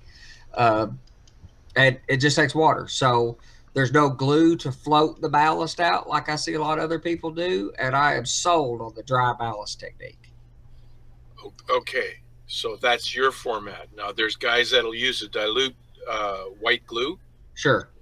And if they use a dilute white glue, then you have to be careful what you put on it. If you put a wash on that has alcohol in it, yep, you're going to lose all that glue power that you put on to hold the ballast down. I'm sure that's true. Yes. You're going to upset it again. Yeah. So you said it before, you use powders. I use aim powders on my ballast. Yeah. Once it's glued down, I use the aim powders. What I use for rust, I use the aim powders too. They're good stuff. Well, there's a photo. Of his head leg track.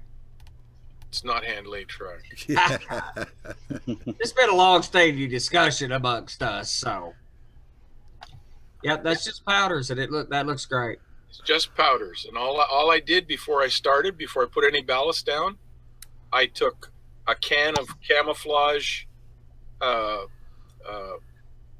Rust-Oleum, yeah, dark brown, and sprayed over.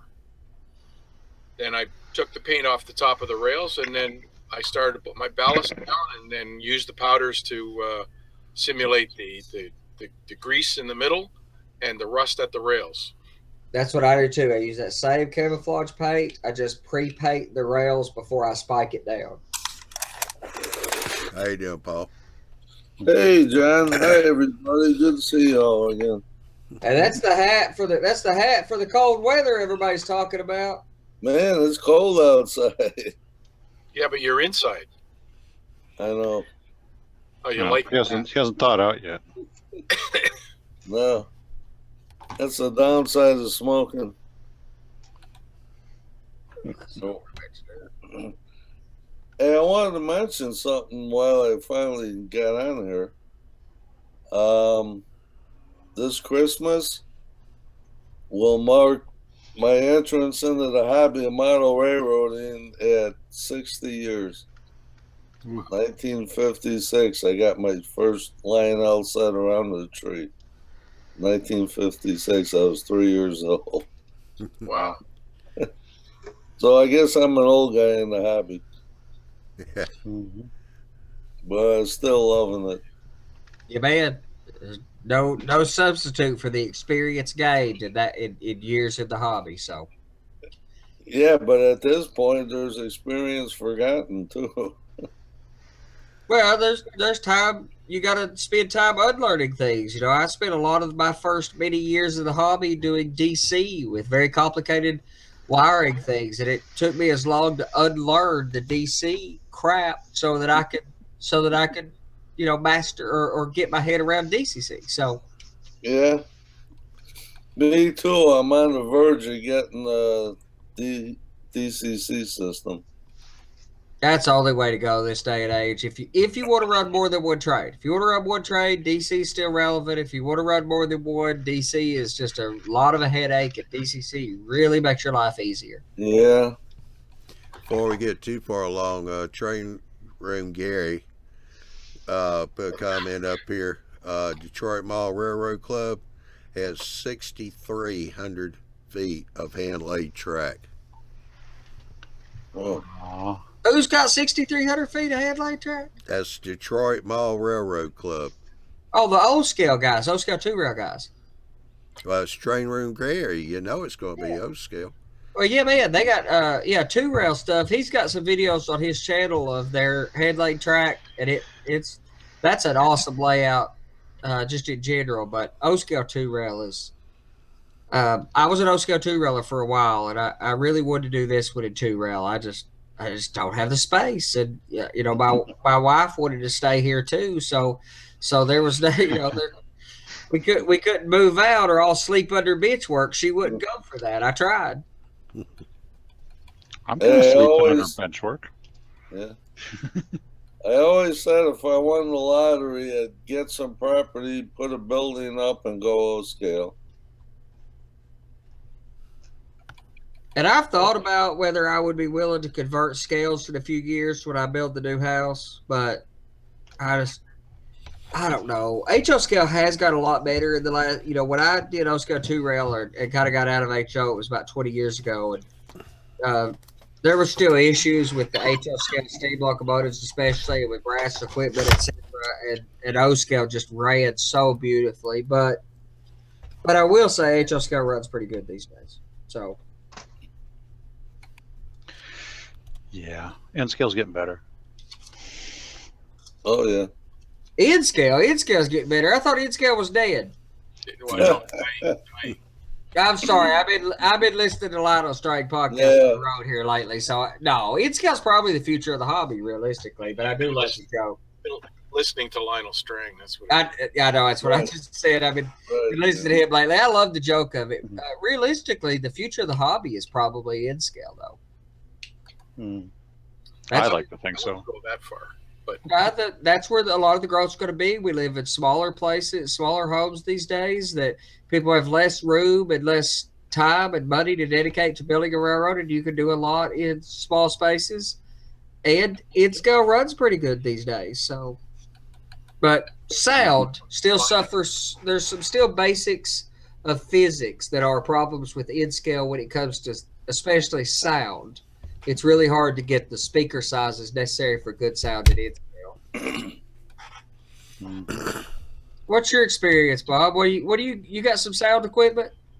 Yes, I do, but I didn't modify it. I bought it with it. So I got like an Athearn Big Boy, Bachmann DDA 40X. That's got sound. Let's see, an Intermountain Cab Forward's got sound.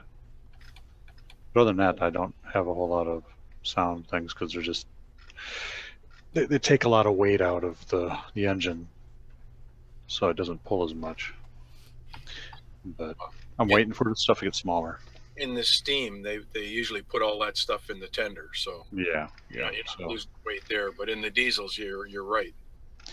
Yeah, I don't know why Bachmann took so much weight out. They didn't really need to, but they probably took close to 25-30% of the weight away from the non-sound version, and it could barely pull.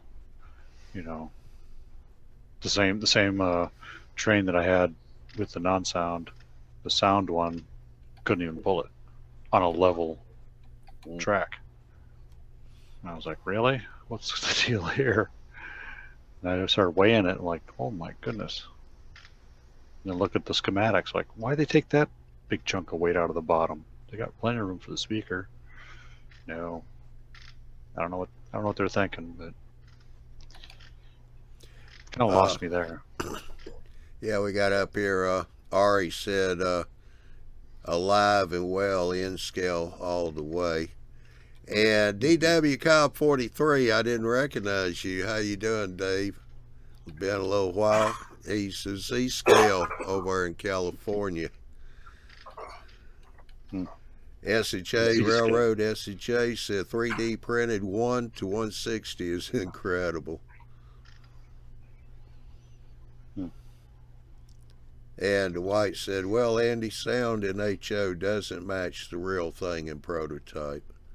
They're getting there. It's you have some principles of when it comes to principles of physics. You need a certain SPL, sound pressure level. You have to move a certain amount of air before you can recreate certain frequencies and effects. And while it doesn't have to be a 16-foot tall locomotive to recreate this, these guys are killing me.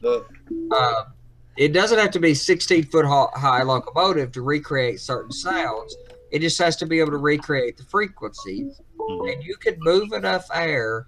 Ralph's suffering the same thing I am every few minutes. But if a speaker is of a certain size, so an inch or a 2 or 3 inch speaker, and especially if you do things like what Broadway has done with their subwoofer system, which you could do without Broadway. You could take a subwoofer and hook it to a computer and recreate the subsonic frequencies, those 200 hertz or lower sounds on a 15-inch, 12-inch, 15-inch speaker over the corner of the room.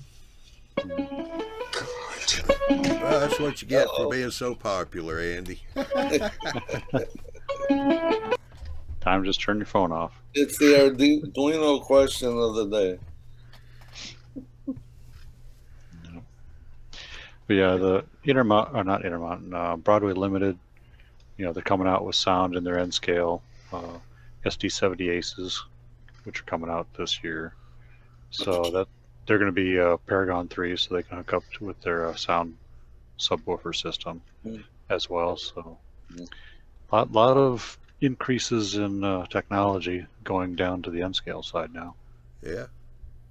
I keep thinking about the Blue Rail thing that they're doing, where the sound is being generated out of the cell phone or the tablet that you're using. I don't know if they've gotten that down into N scale size yet, but I think it'll be just a matter of time. Yeah, I mean, if you're using the cell phone speaker system, the iPhone 5 will fit, no problem, and it's got good quality sound. Right. I mean, they're already using the cell phone little gyro system in there to generate like brake squeal and stuff like that going around corners for ESU. So that's how they got all that technology in the scale trains Big Blow to work. Every time you turn around a corner, or sometimes it even detects that you hit a bump in your track between the rails, and it jiggles the that gyro, and it notices that you hit a bump, so it'll make a noise. There's just all sorts of stuff they can do. Well, I tell you, ESU is, man, they are on the ball just in a way that is unparalleled. Like, nobody's close. And TCS has some pretty decent steam sounds, but I know ESU's pushing on some steam sound recently. I'm basically holding off right now doing anything with decoders with steam power, hoping that ESU will get the steam recordings, because they have just run off and left everybody. Yeah. Well, they've got a bunch of steam recordings now. Yeah, there's a few unique ones on the NW that I can't do yet. Yeah, you got 844 out there they can get brand new. If they didn't have it already. Speaking of scale trains, I found out today that the N scale Big Blow will be delayed until like March. Starting to sound like Rapido. Yeah, well, it's the Chinese working the deal, Yep. Well, these guys are, they don't. Busy. Well, Rapido and scale trains don't have the kinds of power influence, money, etc. yet. They're still newcomers to the industry. They don't have the clout to push and to be able to buy their way around these manufacturing problems, if that's even possible in our industry. When Atlas had problems in China, they just couldn't get track for 6 months, and Atlas has as much buying and manufacturing power as anybody in the hobby, probably. Mhm. Yeah, but there was a good reason for that. Yeah, that company went away. Well, sort of. Yeah, The company breaks for their annual New Year's or whatever it is.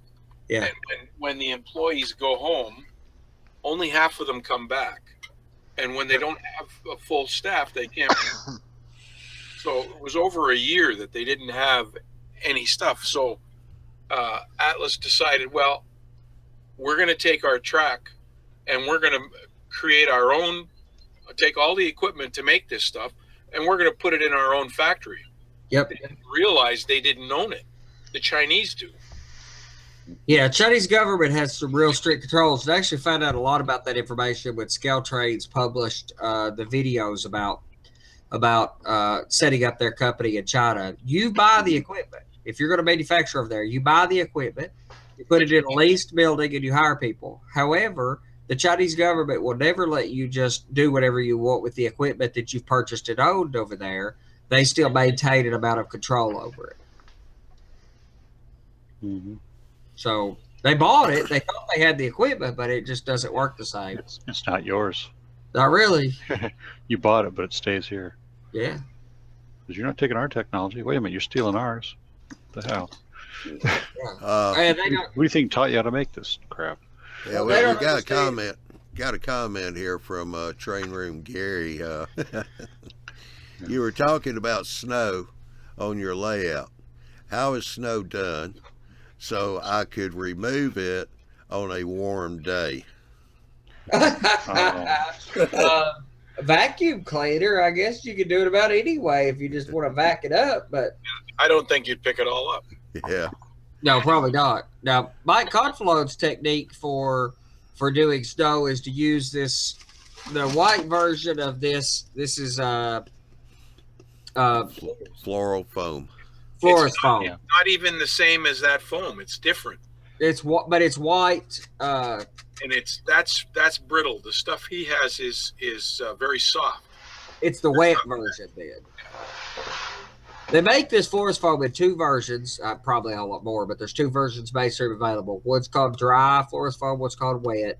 It's all about whether you can, put it in water. You can't put this in water or something. And the wet stuff, you can stick stuff in it and damage it. The dry stuff doesn't have these coarse texture to it. It's a lot finer texture. That white stuff is a florist foam essentially, but it's a white version of it, and it holds the fingerprints. It's that what you're talking about. It's that wet version of that stuff. It's because you collapse the bubbles. That's why. Yeah. The foam bubbles.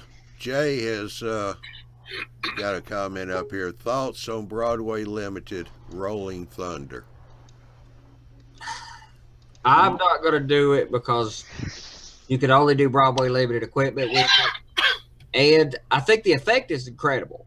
But I think you could do it yourself with a subwoofer and either decoders hooked to the subwoofer or even better with JMRI's virtual sound decoder. Soundtracks came out with a system like that first, Yes. Yeah. where basically it's an amplifier and it picks up something from the decoder. Yep.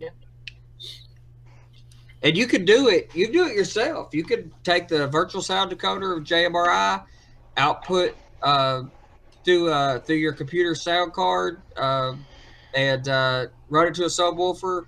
Only produce the subsonic frequencies, and they're not directional. So you just somewhere in the room stick a 12 or 15-inch bass speaker, and with the virtual sound decoder, you can consist it with every locomotive you have, and you'd have the sub frequencies. Now, getting location sensitivity, like Broadway has built into theirs, there are some ways to do it, but it would require some trickery at JMRI, but that's possible too.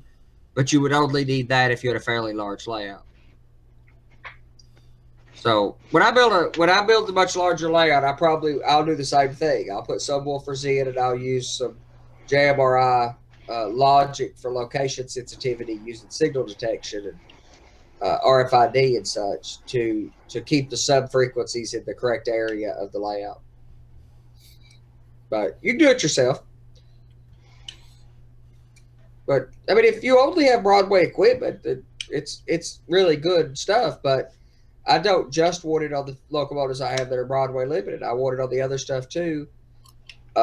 Second, I love my couple Broadway limited locomotives, but soon as Loc Sound has a good sound file for these couple steam locomotives, I'm ripping the Broadway decoders out of them and putting Loc Sound in. I have some issues with the decoders. I think QSI made them, but regardless of who made them, I'm not real happy with the Broadway limited decoders.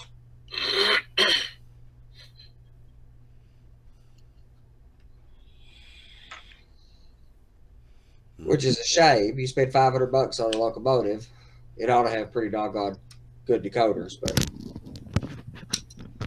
Yeah. 6 minutes gone.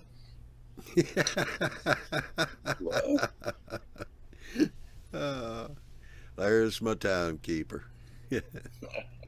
6 minutes gone. 6 minutes till the end of the show. Oh, no. Okay. I want to throw out some kudos here if I could. I'd like to say I enjoyed a presentation Bob's been doing on his layout, especially with the turntable installation. Yeah. And I appreciate Andy getting more and more involved. And I watched his presentation on the Arduinos and that, which is interesting to me too. And I haven't been able to get on here much. This last year's been crazy. But I just want to say thanks to all you guys for contributing to the community and the hobby. Yeah, thanks. I appreciate it. We Yeah. do this for everybody. We do it for everybody in the community. that's right. I think a lot of us just want to give back to the hobby that we love. And I learned so much from so many people and have done things better because of what other people have shared with me.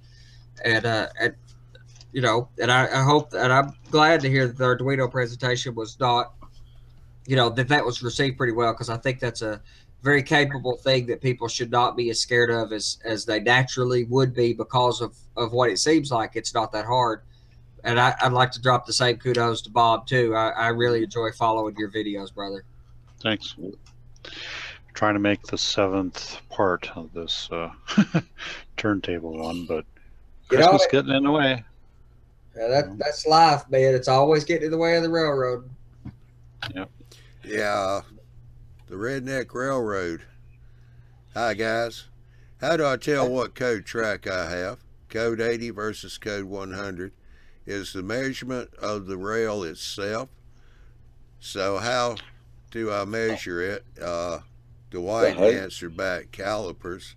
You want to measure the rail itself from the bottom of the rail to the top of the rail. Code 100 will be 100,000. Code 80 should be right about 80 thousandths. Yeah, he's probably talking about 83. And they 83.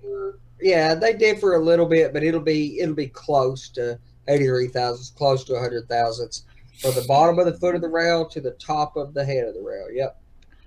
Basically, if you're doing HO, I would say, well, if it looks really tall, it's probably 100. Yep. 100 if it doesn't look tall, it's 83. Yeah, 100 is unrealistically heavy. Code 83 closely approximates the 136 pound per yard rail that's used on class 1 main lines, anytime past the early 40s.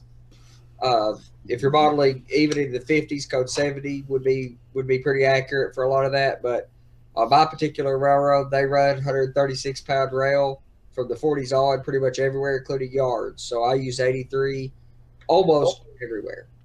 Well, what I can say is, Redneck, if you don't have calipers or don't know how to read the calipers, which you do have to know how, if you take just a steel rule or some kind of ruler that's in 16ths, if it measures close to 1/8 of an inch tall, because 1/8 of an inch is 125 thousandths. So if it measures close to 1/8 of an inch, you're pretty well positive that's code 100. If it's a lot less than 1/8 of an inch, then yes, you're one of the other codes, and you would really need calipers for that to measure it out. It would also look thinner too if it's smaller. Micro.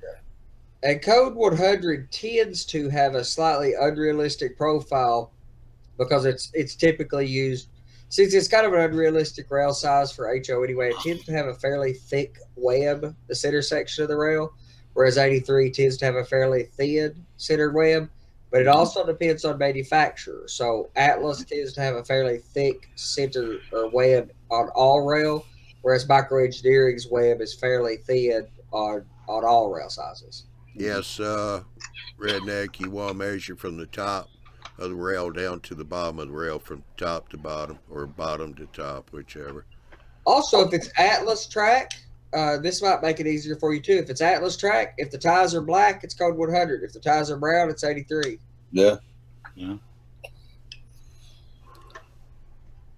So if all you have is a standalone rail, that's a little hard to figure out. But if you actually have commercial track with ties on it, I could glance at it on camera and tell you which one it is because of the spike detail and because of the way the ties are manufactured.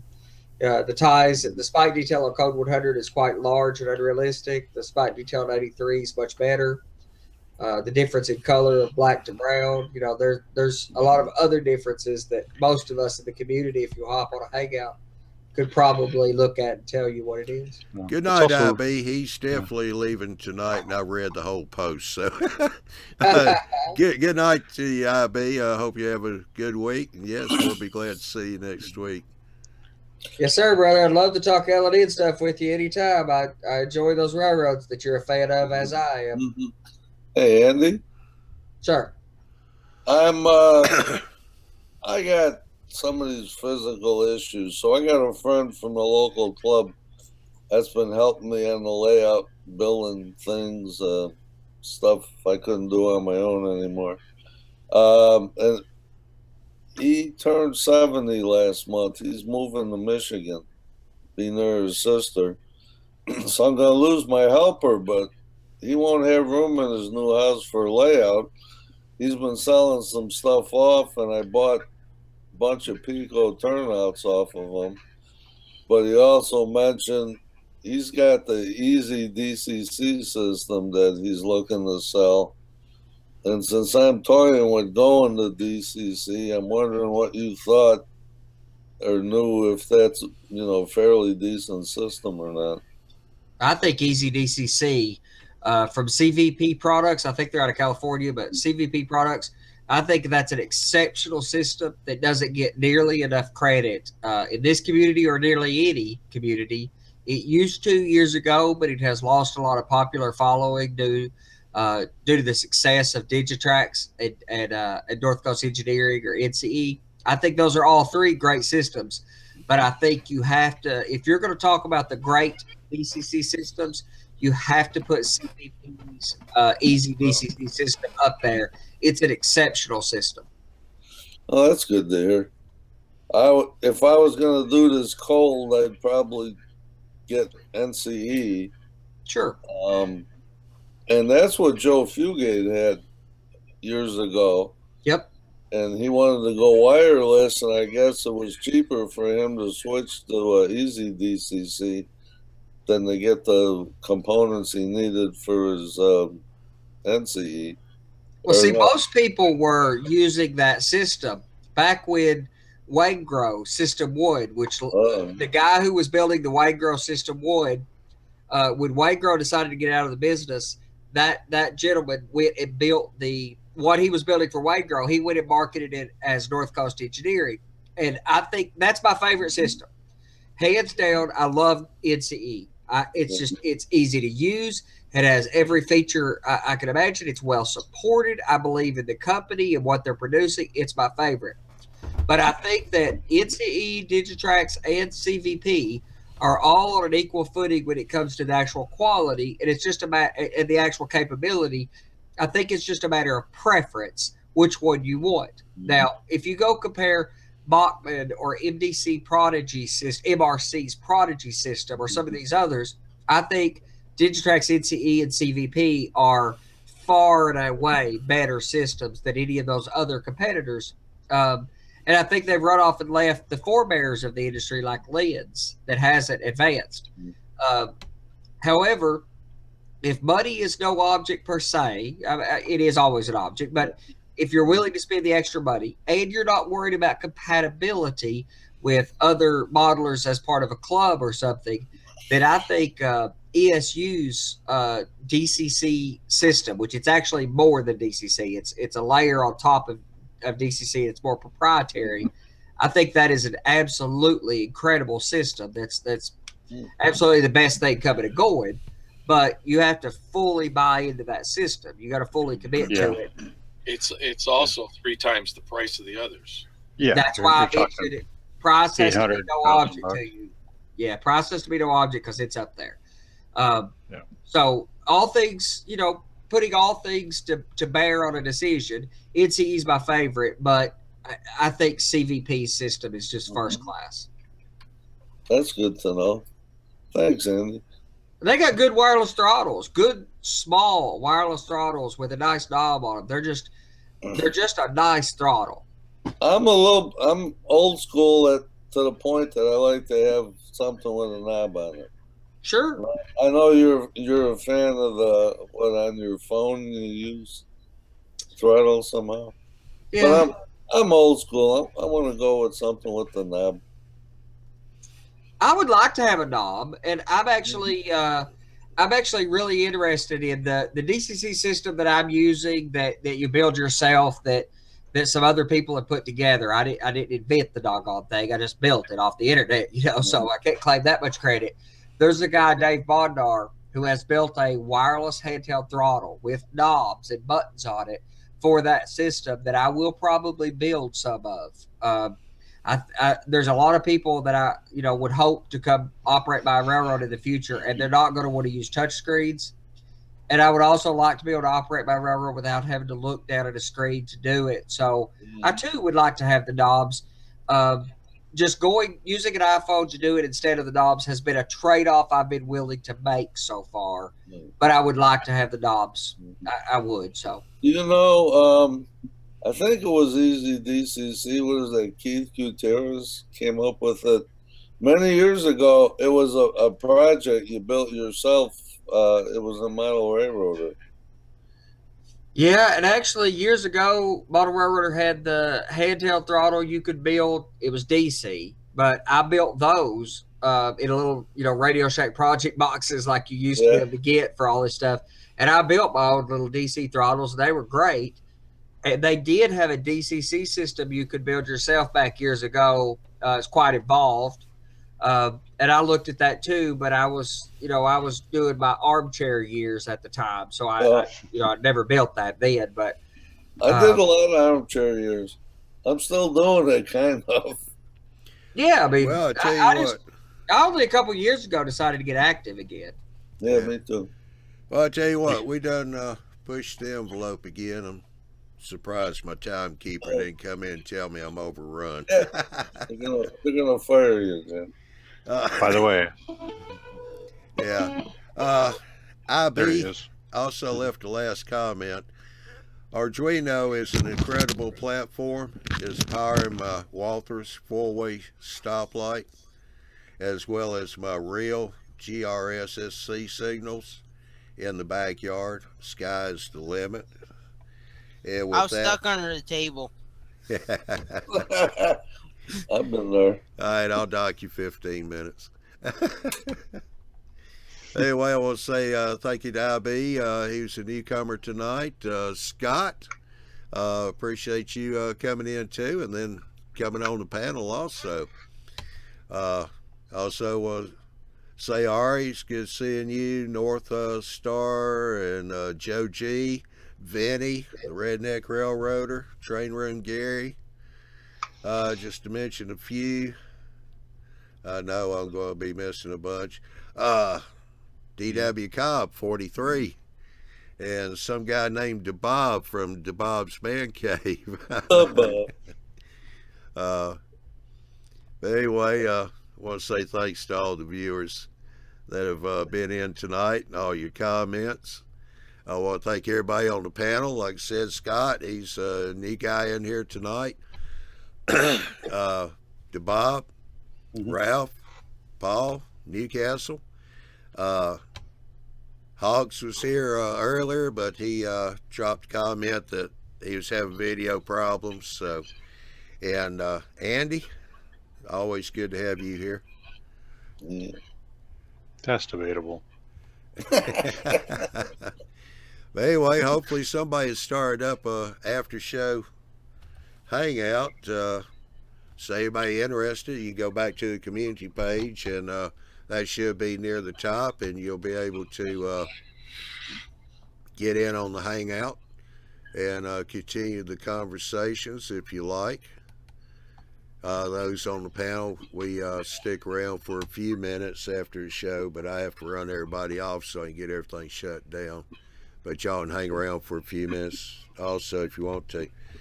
All right, keep checking in on the YouTubeModelBuilders.com website for all the latest news and info on the Tuesday presentations, the EMAG, and the live show schedules. The live show is once every month, and guess what? We got one this Saturday, Yeah. the 17th. Yeah. Saturday the 17th. That's going to be Big Bill and Barry.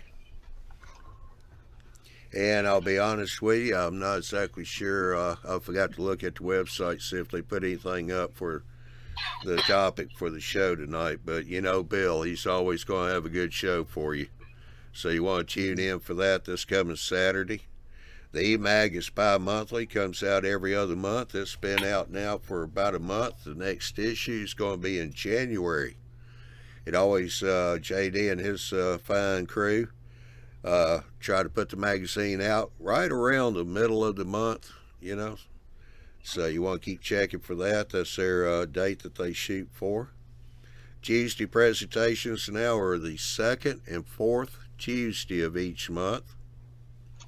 The Thursday General Hangout is each week.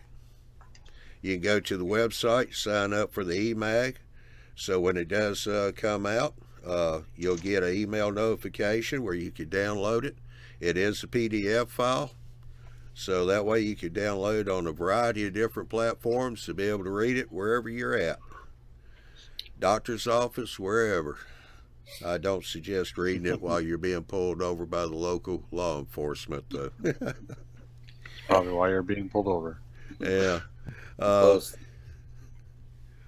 But anyway, all our shows, the Tuesday, Thursday, and the Saturday night shows are 9 o'clock Central, 10 o'clock Eastern time, so check your time zone so you don't miss out on the live show if you can.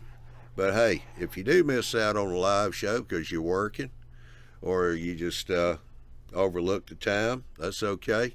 These shows are recorded and they are on our YouTube channel. We also have them in playlist on the YouTube channel, so if you want to go back, catch up just on certain shows, you just go to a playlist. Makes it a lot easier to find the show you're looking for. We've got special events playlist. We've got the Saturday live show playlist, the Tuesday, and the Thursday night playlist there. So all of them are right there in their own playlist, and they are latest show to the earliest show listed. So I want to say thank you to everybody for participating in tonight's show. Appreciate it. And we do have hangouts every night, so all right, Andy's just posted hangouts, so I guess we got a hangout show after the show. But yeah, we have hangouts every night, so if you want to come join in, it's a great place to come, learn something new. If you got a question, come on in, ask the question. We'll be glad to try and help you out on it. So everyone have a good night. Don't forget, this Saturday night is the live show with Big Bill and Barry. That's at 9 o'clock Central, 10 o'clock Eastern time. Y'all have a good weekend, and we'll see you next week. Bye. good night.